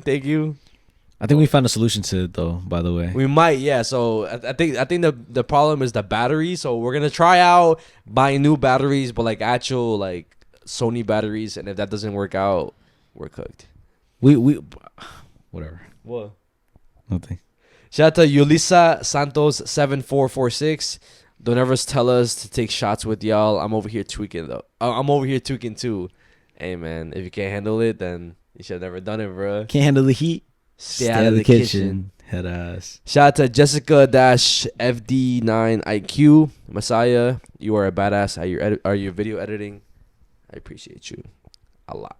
That's alright. Shout out to Janelle 8972. Hey guys, I'm unsure if y'all gonna read this, but I went all the way back and seriously, y'all, I've been watching y'all since episode 13. God, that's literally like the first episode of what we have on our YouTube page, bro. Episode 13, yo, I'm sorry, but all those episodes, I feel like up until like maybe episode 50. Yeah, it's like when we kind of improved, but even then it's still kind of fucked up, like the way I talk about my stories and shit. So what would you say, episode like 100? Even then? Yeah, I feel like even then, bro. I feel like we started improving a lot last year. Which you could definitely tell. But I feel like once we started getting like the actual Unnoticed Going Dark intro and just So when the Unnoticed Going Dark intro started? Basically, yeah. Whenever I started putting more effort into putting actual videos and stuff is when I think it improved a lot. What episode was that? You don't remember? I don't remember. It was whenever I talked about a cult. I do remember the cult, but I don't remember like what episode it was. I feel like our speaking definitely improved though. Like I feel like this has been like a recent thing though. Oh, the speaking? Yeah, because my brother, he's been complimenting me on that, like when it comes to the speaking and shit. Nah, but even last year, a lot of episodes we spoke good. Oh, yeah. Y'all have been with me throughout last year, living at home, moving 7 different times. Goddamn, 3 states and 1 country, studying abroad in Korea. Oh shit! And I swear y'all don't really know how much I fucking love y'all. I try to support in every way and constantly wear my merch out. I am so excited to see y'all reach the top. Being Mexican too, I love watching y'all and getting to know y'all through the pod, and watching y'all's progress is so heartwarming. We love y'all and we love Ita. Yo, Ita, you got love, bro. Yo, last episode you got mad love, bro. A lot of comments. Puro Piche Clown Boys. Love from, I believe, a Texas-born 956 DMV living Austin, supporter. Texas? No, I think she just meant from a Texas-born 956. DMV living supporter forever. Shout out to you, Janelle. Yo, let me know if I'm saying your name right, too. Shout out to you, fucking love you. We appreciate you, bro. I've been seeing your comments here and there too, so I know you're a true supporter as well. Shout out Janelli. Shout out to Osvaldo Flores 7839. In what episode did you follow through with the 1 chip challenge? About that. I don't think we ever did that, bro. Wait, why do we even say that? We just said like a was- bet. It was a bet. It was like, oh, if this video gets something, or I think it was a bet. Or we just said like we were gonna do it on. it's on episode 79, so we'll go back to it. We'll see what happens, bro. I mean, let us know if you guys want us to do that. Y'all seen us drunk, and now you're gonna see us in pain trying to talk. All right, but like we have to do it for a reason. We can't just do it just to do it. I mean, all right. If this video gets 1,000 likes, if this video gets 2,000 likes, okay, we'll both do the one chip challenge. hopefully, yeah. Yo, imagine if they do it, because we have gotten a video with 2,000 likes, But it's rare. Like that shit doesn't happen. Shout out to Strawberry Boy 3517. I look forward to y'all's video so much. Blessings and growth for this channel always. Appreciate you, Strawberry. Love you, Strawberry. Shout out to YBC_Jayo. You're been here since episode 46. Shout out y'all for Damn. keeping it real and entertaining us for so long. Shout out Ricardo for helping me as a new dad out. My son's about to be 2, and all the parenting Damn. advice has helped. Clown Boys for life. Love y'all. And Zach Chris will always hit. Hey. LOL. Shout out to you, YBC. I fucking love you, bro. I love you, YBC, and I love you for even like thinking that my advice is good advice. You know, that means a lot. So shout out to you for being a dad, and yeah, keep going. Shout out to 8Q_straw17. It's only 4 shots in. My guy by the 4th shot. That's it for me. Props for y'all if you can keep going after 4 shots. Hey, I think for me, I went like 6 shots, 6 or 7. I think you went more, like 2 more than me. I think it was like 8, 9. Yeah, because during the break you did take another shot, and I didn't. I just ate. And I didn't eat. Yeah, I mean, guys, if you guys want us to do another thing like that, I don't know when we'll do it. It'll have to be for a milestone or something. Maybe if y'all want, also, y'all probably end up seeing us like on a high DB high on the podcast or whatever. I don't know about you though, cause like, Okay, that'll probably be episode like 250. All right, episode 250, we'll do the high one. Okay. And episode 300, we'll be on some like, we have to do some crazy shit like. Well, wait, you completely missed 200. Oh no, my dumbass. We already we passed. Yo, I'm so fucking lost right now. Now, yes, 250 will It's do a lot of episodes, bro. Yeah, 250 we'll do the high one. 300 we'll do it. Okay, I got a perfect one for 300. It's crazy, but it's possible. What are you about to say, bro? We do episode 300 in the Appalachian Mountains outside. Obviously not by ourselves. We'll have a group with us, but whenever we record, it'll be by ourselves. Shit. That's 100 episodes from now. I mean, definitely not looking forward to that, but if you guys want us to do it, then whatever, well, you know, content, you know what I'm saying? Locked in? Episode 300, Appalachian Mountains? Yes, bro. Yes. Okay, y'all see it right here on the video. Get us to 300 episodes. Keep showing up. And on episode 300, we will go to the Appalachian Mountains. Also, let us know if you guys want. My fault for interrupting. Also, let us know if you guys want an extra episode. Maybe one extra episode a month, because we're trying to keep it as high quality as possible every single episode that we put out. And we want to make sure we put as much effort to every single episode we put out, which we do. And yeah, let us know if you guys want at least one more episode a month, which I feel like we could. And if you guys want that, then we'll probably do it maybe in the middle of the month.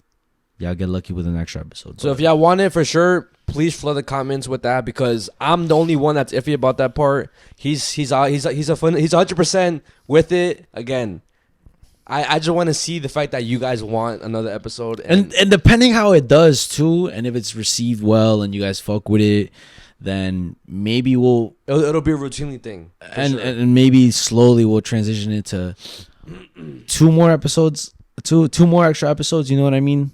To possibly having 2 episodes a week, but it all depends on how the one extra episode is received, you know. Yeah, because my fear is the only thing, like I'm afraid of, like the quality going down, or just like running out of stuff to talk about, which again, it's probably is impossible to run out of stuff to talk about, but again, that's just me overthinking it and just me worrying about like the negatives and shit. But again, you guys let us know if you guys would want that. Stay tuned for the Triple Take podcast. That'll be coming out, I believe, either this week or next week.